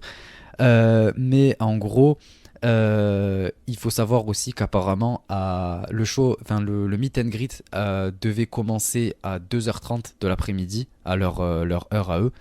Et à 1h apparemment, 13h, le ring n'était toujours pas monté. Donc toutes les catcheuses étaient là en avance, mais les gérants étaient là en retard. Donc c'était la panique. On en était à un point où même le gérant lui-même demandait à certaines personnes qui sont là juste pour contribuer au show, faire en sorte que, voilà, dire aux catcheuses où est ça, enfin aux fans, dire d'aller euh, dans, de passer par ici ou quoi, enfin vous connaissez les gens du staff quoi. Et en gros, le gérant lui-même demandait aux gens du staff s'ils savaient quoi faire, etc. Donc c'était la panique. Lui-même, le gérant, du coup, en fait, il y a beaucoup de choses qu'il n'avait pas prévues, que ce soit de manière budgétaire, de manière de production, ou même de manière d'envisager le show. Et heureusement, ce qui les a sauvés, c'est qu'apparemment, il y avait toute la West Coast Pro Wrestling. Il y avait pas mal de personnes qui étaient là, parce que je crois qu'ils avaient un show en même temps. Je suis pas sûr pour ça. Ça, c'est vraiment un peu au hasard que je dis ça, je sais pas du tout. Mais en tout cas, il y avait des gens de la West Coast Pro Wrestling, et c'est grâce à eux que le show a pu se passer aussi bien. Ils ont fait en sorte de ramener tout ce qu'il fallait, etc. et de monter le show et d'aider le gérant de Kitsune à relancer tout ça. Et ils ont commencé avec 1h30 de retard le show, donc c'était absolument vraiment n'importe quoi. Du coup, voilà à peu près le contexte. Donc ça part un peu dans tous les sens, c'était un petit peu n'importe quoi. Et les matchs étaient vraiment pas fous. Heureusement, j'ai trouvé en tout cas à partir du match de Maria et Riko Kawata contre Shikayo Nagashima et Rachel Ellering que c'était pas mal. Ce match était cool et tout le reste après est vraiment cool. Donc le Rumble, si vous voulez le passer, passez-le parce que c'est vraiment n'importe quoi. On a même comment elle s'appelle là, enfin il y a je sais plus comment elle s'appelle là qui vient. Je crois que c'était Miyomo Mono. Et il me semble que c'était au moment du Rumble. Elle vient déguisée et tout. On comprend pas ce qui se passe. Personne comprend, elle part en courant, je sais plus quoi, elle fait genre d'être morte, enfin bref, c'est n'importe quoi.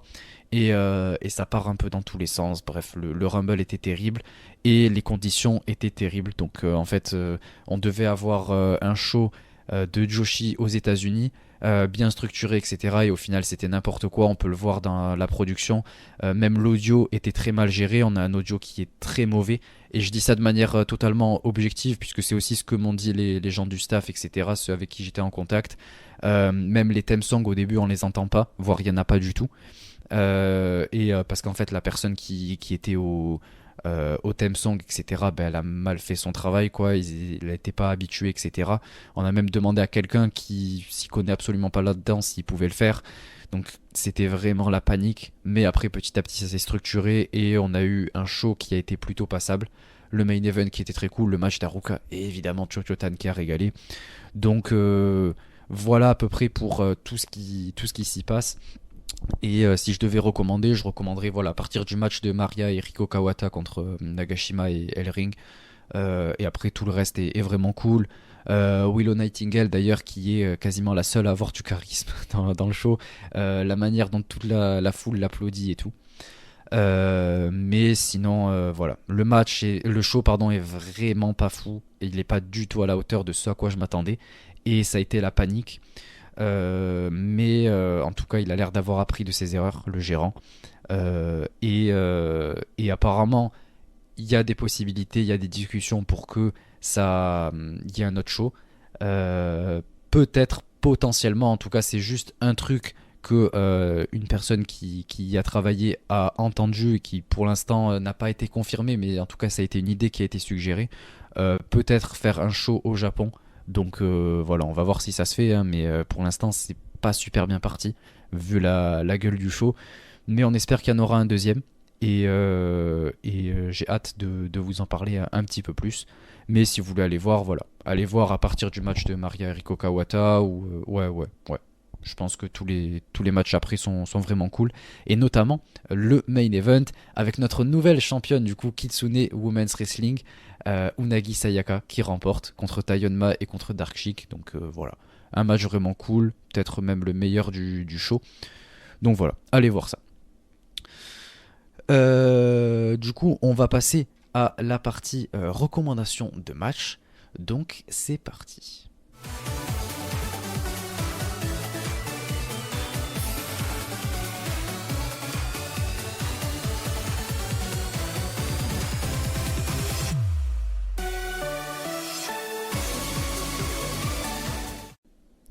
Donc, pour cette recommandation de match, j'ai personnellement choisi de vous parler d'un match que j'ai vu du coup très récemment et qui est très récent. Je vous avais parlé la semaine dernière, il me semble, ou il y a 2 semaines, du dernier gros show TJP. Du coup, je l'ai regardé, enfin j'ai regardé le main event, Miyu Yamashita contre Mizuki. Et c'était un super match, et donc je voulais vous le recommander. Vraiment, j'ai été très satisfait. On a une belle histoire qui est racontée, du très beau fighting spirit, Mizuki qui m'a régalé, Miyu Yamashita qui est incroyable dans le ring, enfin, en tout cas ses kicks sont magnifiques. Et voilà, je regarde pas souvent TJP vu que je m'en suis lassé, mais en tout cas, là en fait, à chaque fois que je regarde, du coup, ça fait que j'apprécie plus puisque je vois pas toujours les mêmes matchs. Quand je regarde de temps en temps, je vois mes catcheuses préférées qui s'affrontent et ça me régale. Mizuki, je l'adore, elle a un super fighting spirit et c'est totalement le genre de personnage auquel j'accroche. Miyu Yamashita qui est hyper badass et tout, donc j'étais très satisfait du match. C'est même un match qui voilà, m'aura marqué, je pense. Je suis sur un bon 4/5. Donc je vous invite à aller le voir. Ouais, bon, moi j'avoue que je ne l'ai pas vu, mais vu que c'est TGB, je pense que ça n'étonnera personne, vu que voilà, le produit n'est pas du tout fait pour moi. Mais bon, si Miyu Yamashita est dedans dans une défense de titre, ouais, ça peut quand même se regarder. De mon côté, ça serait le 13-05-2022 Shinjuku Face Seedling, forcément, vu que j'en ai pas parlé tout à l'heure. Les débuts impactants de Amazon étaient avec Rina Yamashita qui ont battu Asuka et Ayame Sasamura. À cette époque-là, Asuka était championne par équipe avec Makoto.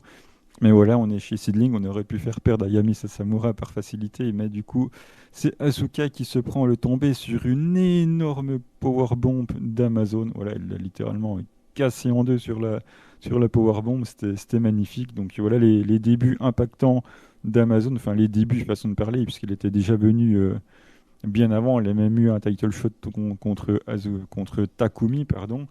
Et voilà, c'était son retour à Seedling. Elle bat Asuka qu'elle défiera plus tard dans un match pour les titres par équipe. Donc voilà, c'était cool. C'était son retour à Seedling, un retour bien impactant. Donc voilà, ça l'avait très bien lancé. Ok, bah écoute, ouais, bon, moi, Seedling, vous savez, c'est pas ma cam. Mais bon, ça. Ouais, si Miano dit que c'est bien, faut pas toujours l'écouter, mais peut-être que là c'est le cas. Donc essayez, donnez-y une chance. Et puis c'est quand même important de donner une petite chance à Seedling, même si moi j'en ai trop donné et j'arrive toujours pas à m'y faire. Mais essayer de vous faire votre propre avis grâce à ce match d'ailleurs. Donc voilà, allez faire un petit tour du côté du Seedling Movie, c'est ça? Seedling Movie Plus. Ça reste seedling.com le site, mais où c'est disponible, c'est dans l'onglet Seedling Movie Plus. Voilà, il y a les archives depuis fin 2020, je crois. Mm. Avec les shows récents du coup qui pop un mois après la date, puisqu'il y a possibilité de les voir en live jusqu'à une semaine. Donc voilà, tout est disponible. Et ensuite, on termine avec la recommandation de match de notre abonné Patreon Miburo. Miburo qui nous recommande un match tag pour être en raccord avec la Tag League. Le match pour les titres Goddess, Jungle Kyona et Hiroyo Matsumoto contre Kagetsu et Ana Kimura à Galaxy Stars 2017 le 21 juin. C'est le match qui lance la nouvelle version à l'époque d'Oedo-Tai avec une nouvelle gimmick et un nouveau finish pour Kagetsu. Et du coup, il nous restitue le contexte en nous disant que Kagetsu, qui était devenue leader après la retraite de Kyoko, du coup, elle n'a plus catché depuis presque 2 mois, ni chez Stardom ni ailleurs. Et un peu avant le match tag, Anna avait eu un title shot pour le Wonder de Mayu. Et si elle perdait, Oedo-Tai devait disband officiellement, puisqu'elle était la seule membre encore active du roster. Enfin, du clan dans le roster. Anna perd le match après que Kagetsu ait fait son retour en attaquant Mayu, mais le retour de Kagetsu est suffisant pour relancer le clan et les deux auront quelques jours plus tard leur title shot au Goddess pour lancer ce qui est, selon lui, l'un des meilleurs règnes tag de Stardom. Et il est vrai que c'est un très bon règne tag. Anna et Kagetsu qui ont une super belle victoire, une belle célébration et tout, et c'est un moment assez marquant, surtout dans la carrière d'Anna Kimura. J'ai trouvé que ça a permis de bien la mettre en avant et de bien mettre en avant son charisme, son aisance avec le public. Et c'est assez émouvant et tout en plus quand elle remporte la ceinture, enfin en tout cas j'ai trouvé personnellement. Et en plus, il me semble que... Non, c'est un an après. Mais voilà, ça finit après avec Anna qui turn sur Kagetsu quand elle rentre de son voyage au Mexique. Et du coup, les deux s'affrontent l'une contre l'autre. Et ensuite, ça lance TCS. Donc voilà, ça permet d'avoir un petit contexte sur l'histoire de Stardom et notamment l'histoire de Kagetsu et de Ana Kimura et même d'Oedo-Tai. Donc je vous recommande vraiment ce match. En plus du fait qu'il soit très bon et que ça lance très bien, je trouve, la carrière d'Ana Kimura. Ouais, et en plus, si vous allez voir ce match, vous verrez du coup Hiroyo Matsumoto et ça vous donnera du coup un point d'entrée pour Seedling Ah, puisque le voilà, elle forceur. vient beaucoup. Et oui, bah, j'étais obligé de prendre cette passe décisive puisque voilà, elle bosse quasiment à tous les shows de chez Seed, donc ça vous fera connaître au moins quelqu'un si vous ne suivez pas vraiment Seedling. Ce qui est une erreur d'ailleurs, mais bon, je sais que vous y viendrez. Ben écoutez, on va passer à la dernière partie, la partie FAQ. C'est parti.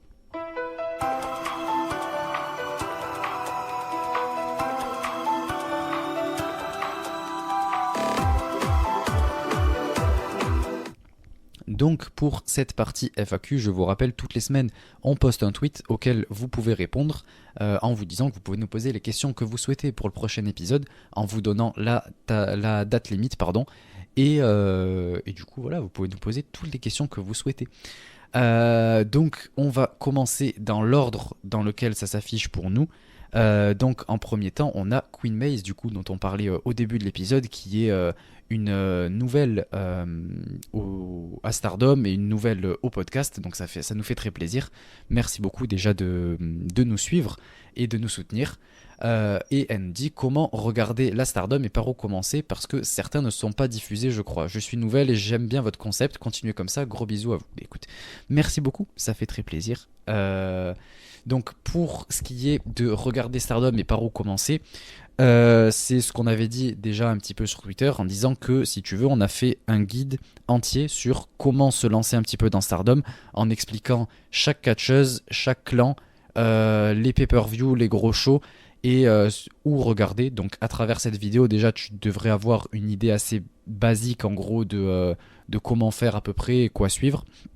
Mais on va développer ça comme on te l'a promis. Donc pour regarder Stardom, c'est simple, le meilleur moyen c'est le Stardom World qui est à 920 yens par mois, ce qui est l'équivalent, vu en plus le cours du yen qui baisse, on est à 6 € maximum Moi, je crois que je paye 5,70 € et j'ai 20 centimes de frais, quoi. Donc voilà, on est autour des 6 euros, pas plus. Donc ça vaut vraiment le coup puisque dessus, il y a toutes les archives depuis la création de la compagnie, même s'il manque quelque chose. Et il y a aussi tous les pay-per-view qui sont normalement live, mais qui arrivent ensuite quelques jours après, 2-3 jours après, sur le Stardom World. Donc dessus, tu as vraiment tout. C'est un peu le network, enfin le VVE Network, quoi, mais de Stardom. Donc vraiment, c'est celui que je recommande le plus, puisque c'est le plus simple, c'est celui où il y a vraiment tout dessus. Après, si tu veux regarder les shows en live, là c'est en pay-per-view, mais pay-per-view réel pay-per-view, c'est-à-dire que tu payes ton show, c'est l'équivalent de 30 €. C'est sur le site ticketpia.jp, il me semble, vu que c'est au Japon. Et ensuite, tu as un petit onglet Pia Livestream, tu cliques dessus. Et ensuite, il faut aller dans la catégorie sport. Enfin bref, ça c'est si tu le fais manuellement. Sinon, tu as le lien sur le compte Twitter de Stardom. Tu cliques dessus et ensuite, tu as juste à suivre les différentes étapes pour acheter le show. Et voilà, le truc c'est que c'est l'équivalent de 30 €. Donc c'est pour ça que je recommande surtout de commencer avec le Stardom World, puisque dessus tu as tous les pay-per-view, c'est juste qu'ils sont pas en live. Ils arrivent 2 jours après. Euh, et après, si pour l'instant t'as pas envie de commencer avec le Stardom World, ce que je recommande, c'est YouTube, puisque sur YouTube ils diffusent à peu près ce qui s'est passé, en tout cas toutes les promos et toutes les fins de match, donc tu peux avoir tous les résultats. Aussi sur le compte Twitter de Stardom, ils ont un compte anglais, donc ça fait que tu peux voilà, avoir tous les résultats pour savoir ce qui s'y est passé. Donc, si tu as l'envie de vraiment t'investir derrière, je te conseille vraiment le Stardom World, puisque dessus, comme je l'ai dit, t'as tout. Si tu veux pour l'instant suivre un peu les résultats, etc., avoir juste une entrevue à peu près de ce qui se passe, YouTube et leur compte Twitter. Par où commencer tout simplement de ce show-là, enfin du show le plus récent. Là, au point où on en est, au moment où je te parle, je te conseille le premier day de la Tag League, puisque c'est leur tournoi d'équipe, donc il vient tout juste de commencer, donc c'est parfait. En plus de ça, c'était en pay-per-view, qui est d'ailleurs déjà sur le World. Donc voilà, t'as à peu près tout dessus, enfin ouais, t'as tout le show qui est dessus.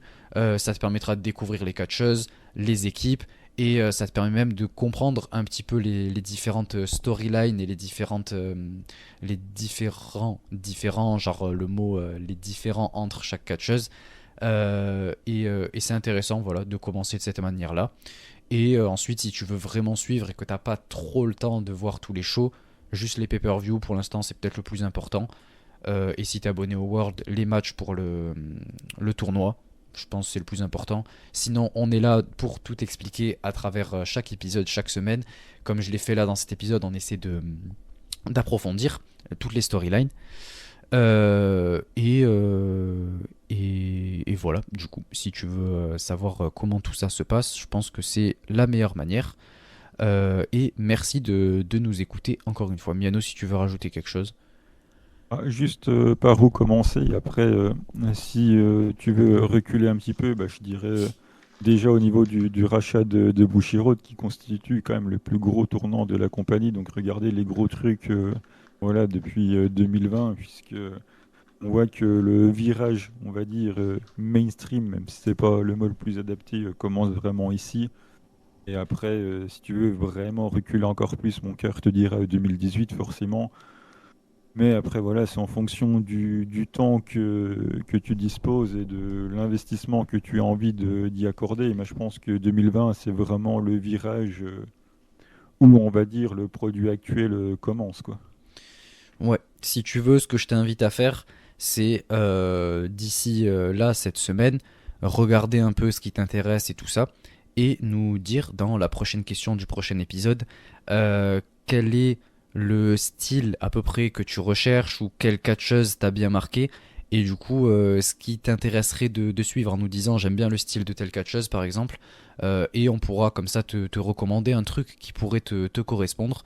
Donc voilà, n'hésite pas pour le prochain épisode à nous dire quels sont tes goûts, quelles sont tes catcheuses favorites, etc. Et comme ça, on pourra essayer de t'éclairer à travers certains matchs ou certains règnes à regarder. Ouais, t'as pas eu le temps de checker dans le Discord, mais il y en a une qui te fera plaisir en tout cas. Comment ça? Ah, je pensais que c'était assez explicite.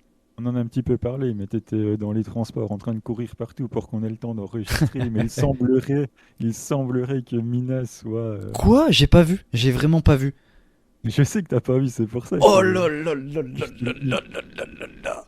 Du coup, j'ai dû monter au créneau pour dire, ouais, Mina, il y a ça qui était pas mal et tout, tu sais, genre que j'étais en train de Ah sauter par ouais. la fenêtre parce que t'es jamais là quand il faut, tu vois. Ah mais j'étais bloqué dans le train il s'était bloqué comme ça, j'attendais, c'était terrible parce que je savais derrière t'attends, mais moi aussi j'attends, je peux rien faire donc ça m'a rendu ouf. Enfin bref, on va pas rentrer plus en détail déjà qu'on n'a pas le temps. Là il nous reste 12 minutes.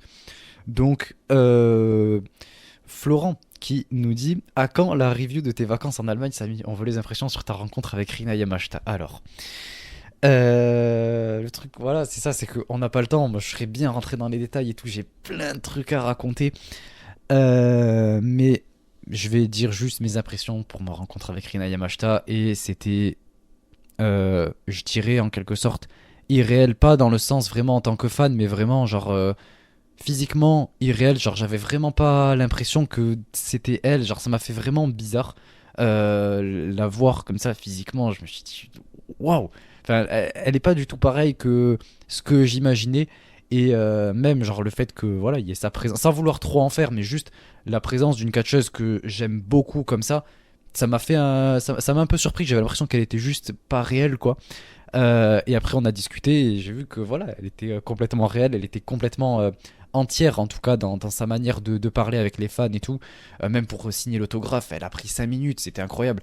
Elle m'a écrit, ouais, je sais pas quoi, GC Dub in Germany 2023, 23 septembre, Samy et tout. Elle a même mis un petit. Non, ouais, elle a mis sa signature et tout. Elle a pris son temps en même temps à me parler et tout. Je lui ai dit, ouais, je t'ai découvert avec ton match contre Rissa Serra et tout. Et voilà, c'était cool. Après, je suis pas. J'avais plein de trucs à lui dire, mais bon, en fait, il y avait une queue énorme, j'allais pas faire attendre les gens, et elle non plus, j'allais pas la faire attendre, puisque il faut savoir que il était 2 heures du matin, et que le lendemain à 13 heures elle catchait, et elle venait de se taper un deathmatch. Et ensuite, le soir, après le show à 13 heures elle devait refaire un deathmatch. Donc en fait, je me suis dit, bon, on va quand même y aller tranquille, il est déjà 2-3 heures du mat, elle est pas rentrée à son hôtel avant 6 heures du mat, et ensuite, elle doit aller catcher à 13 heures puis faire un deathmatch à 20 heures tu vois, alors qu'elle ressort d'un autre deathmatch. Donc je me suis dit, voilà, en plus il y a des gens qui attendent derrière et tout, je vais pas faire le mec lourd, le gros fanboy, mais c'était fou, c'était incroyable. Voilà pour mes impressions. Et du coup, je pourrais tellement raconter plus sur mon voyage en Allemagne. Et je sais pas la manière dont. Peut-être qu'un jour je le ferai.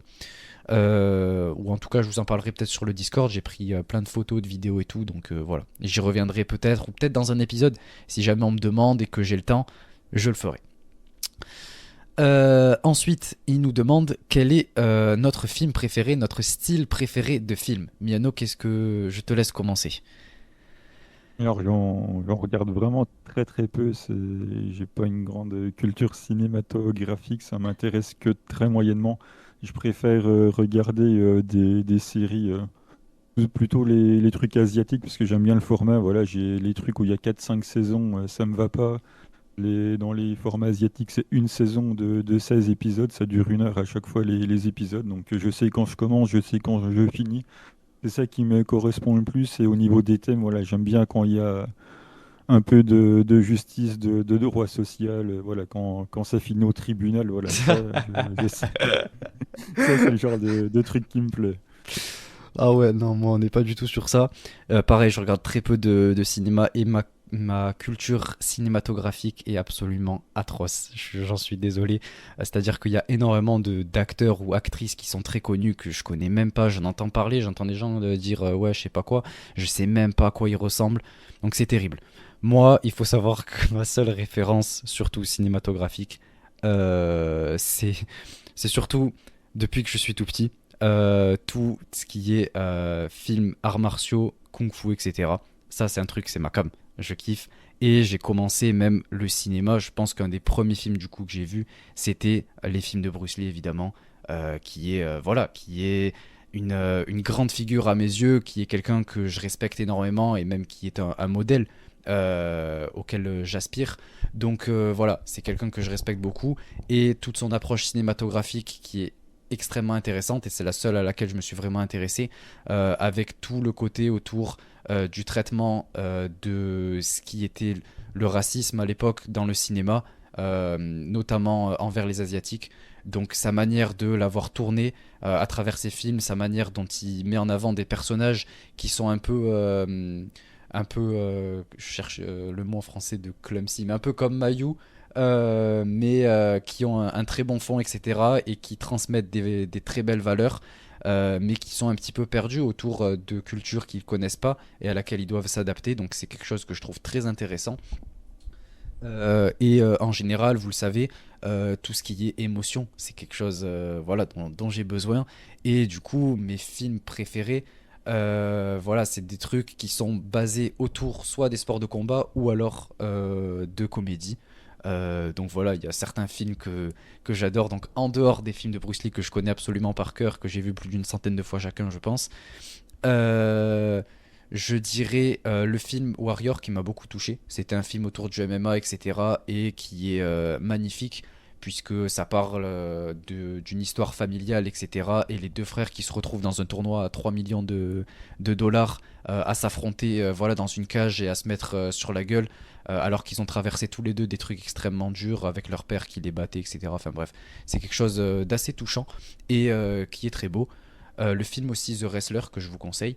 Et après en comédie, tous les trucs un peu fun que vous pouvez vous douter, mais tous les films un peu genre Ted, etc. Ça me régale. Ça, j'aime beaucoup. Donc voilà, voilà pour ma part. Ensuite, Ethan qui te demande, Miano, alors une question pour le fan de Harisa Nakajima, puisqu'évidemment Ouais, c'est pas moi. Comment était ton voyage en Corée du Sud et quels endroits t'ont marqué? ouais, la Corée, franchement, c'est trop bien. Enfin, beaucoup de choses qui sont dites sur la Corée sont vraies. Séoul, c'est vraiment très bien. Mais bon, tout le monde parle de Séoul quand on parle de la Corée, donc je vais prendre l'inverse. Et je vais dire Busan, Busan, c'est vraiment trop bien. J'aime beaucoup Busan, peut-être même plus que Séoul, voilà, la grande ville du sud. Et l'endroit que j'ai préféré, bah, d'ailleurs, c'est à Busan. En gros, prendre le métro, descendre à la station Nampo, je crois de mémoire, c'est ça. Vous passez le petit pont, et il y a une sorte de petite île là, et on peut se promener tout le long de la côte. Voilà, enfin, comment dire, ils ont fait faire en sorte un chemin pour se promener là au bord de l'eau et tout. C'est magnifique. Voilà, si vous allez sur Google Maps, vous pouvez la voir, cette petite île avec les deux petits ponts qu'on peut traverser. Et c'est superbe. Donc voilà, je conseille d'aller de ce côté-là, voilà, pour éviter de parler du traditionnel Séoul, qui est quand même très bien et à faire, bien évidemment. Mais voilà, un vrai coup de cœur pour Busan en tout cas. Ok. Et ensuite, Corwin qui nous dit question à lire avec un accent du Sud. Bon, ça par contre, je peux rien te garantir. Voilà, j'ai pas l'accent du Sud, mais voilà, il me dit Samy, toi qui viens du Sud de la France, pourquoi cette aversion pour les olives alors. Ça, c'est une question. Bon, oui, déjà, je viens du Sud de la France, la plus belle ville en France, Toulouse, évidemment. Donc, voilà. Mais je n'ai pas l'accent. Je n'ai peut-être pas tant l'accent que ça. Mais mon aversion pour les olives, elle vient du fait, enfin, que ouais, je comprends pas l'idée de faire ça. Pourquoi enfin, voilà, on n'a pas 8 ans, les doigts dans les fesses comme ça, non, non. Et puis en plus sur des catcheuses aussi innocentes et pures que Haruka Umezaki ou Azuki récemment, non, non, ça je ne cautionne pas, je ne peux pas cautionner de telles atrocités. Moi ça me fait pas rire et non, c'est terrible de voir une fille aussi gentille, aussi innocente et aussi euh, peut-être pas immature, mais voilà, un peu enfantine, quoi, qui fait enfin, ce genre de choses, mais qui se prend des doigts dans les fesses. Non, moi je veux pas voir ça. C'est, c'est absurde et ça ne me convient pas. Donc voilà. En vrai, genre si c'est une autre catcheuse, je m'en fous, mais quand c'est des catcheuses, voilà, qui sont quand même comme Haruka, etc., voilà, ça me fait mal. Mais bon, voilà, on connaît Sakura Hirota. c'est une catcheuse très comédie, etc. Et elle fait ça depuis des années, donc voilà, c'est pas non plus la fin du monde, mais moi ça me plaît pas et ça me donne pas envie de voir. J'ai pas envie de voir un seul de ces matchs parce que ouais, j'aime pas la gimmick et j'aime pas le spot. C'est la punition pour Haruka d'avoir été aussi mauvaise pour challenger la Wonder. Comment ça, mauvaise? Elle a été incroyable. Elle a donné des émotions et elle m'a fait devenir son plus grand fan à travers ce match. Que demander de plus? Mais bon, bah écoutez, c'est tout pour cet épisode. Merci encore une fois de nous avoir écoutés jusqu'au bout si vous écoutez jusque-là. Je vous invite à nous dire ce que vous en avez pensé dans la section juste en dessous. Vous avez sur Spotify la petite question qu'avez-vous pensé de cet épisode. Vous pouvez nous dire ce que vous en avez pensé. Sur YouTube, vous pouvez liker et nous mettre un petit commentaire dont on se fait toujours un plaisir de lire et de répondre. Également sur podcast, vous pouvez nous mettre la note que vous souhaitez attribuer à notre podcast. Ça permet de nous mettre en avant et de faire découvrir Stardom et Seedling à plus de personnes. Et si jamais vous voulez nous soutenir, vous avez le Patreon. Vous avez plusieurs niveaux d'abonnement auxquels correspondent chaque avantage. Vous pouvez retrouver ça directement sur patreon.com/stardling ou alors sur notre Twitter. Et vous avez beaucoup de contenu exclusif. Donc si jamais vous voulez découvrir, que vous voulez nous écouter faire cette review du show de Natsu Sumire, avec notamment moi qui vais parler d'Azuki qui prend des olives, bah écoutez, ça va être fun. Je vous invite à aller voir ça. Et dans tous les cas, nous on se retrouve la semaine prochaine. Je sais pas exactement quel jour, mais on se retrouve la semaine prochaine pour Et le prochain épisode. on est aussi quand même très dépendant de quand le World va upload les shows aussi. Aussi, voilà, c'est ça. Après, là, ce sera en pay-per-view, donc on y reviendra. Mais voilà, on vous parlera du show Stardom, Halloween, etc. Il y a plein de choses à dire. Donc, merci à tous de nous avoir écoutés. C'était tout pour cet épisode 39. J'espère que vous aurez apprécié. À la prochaine. Ciao tout le monde. Et vive la Tag League!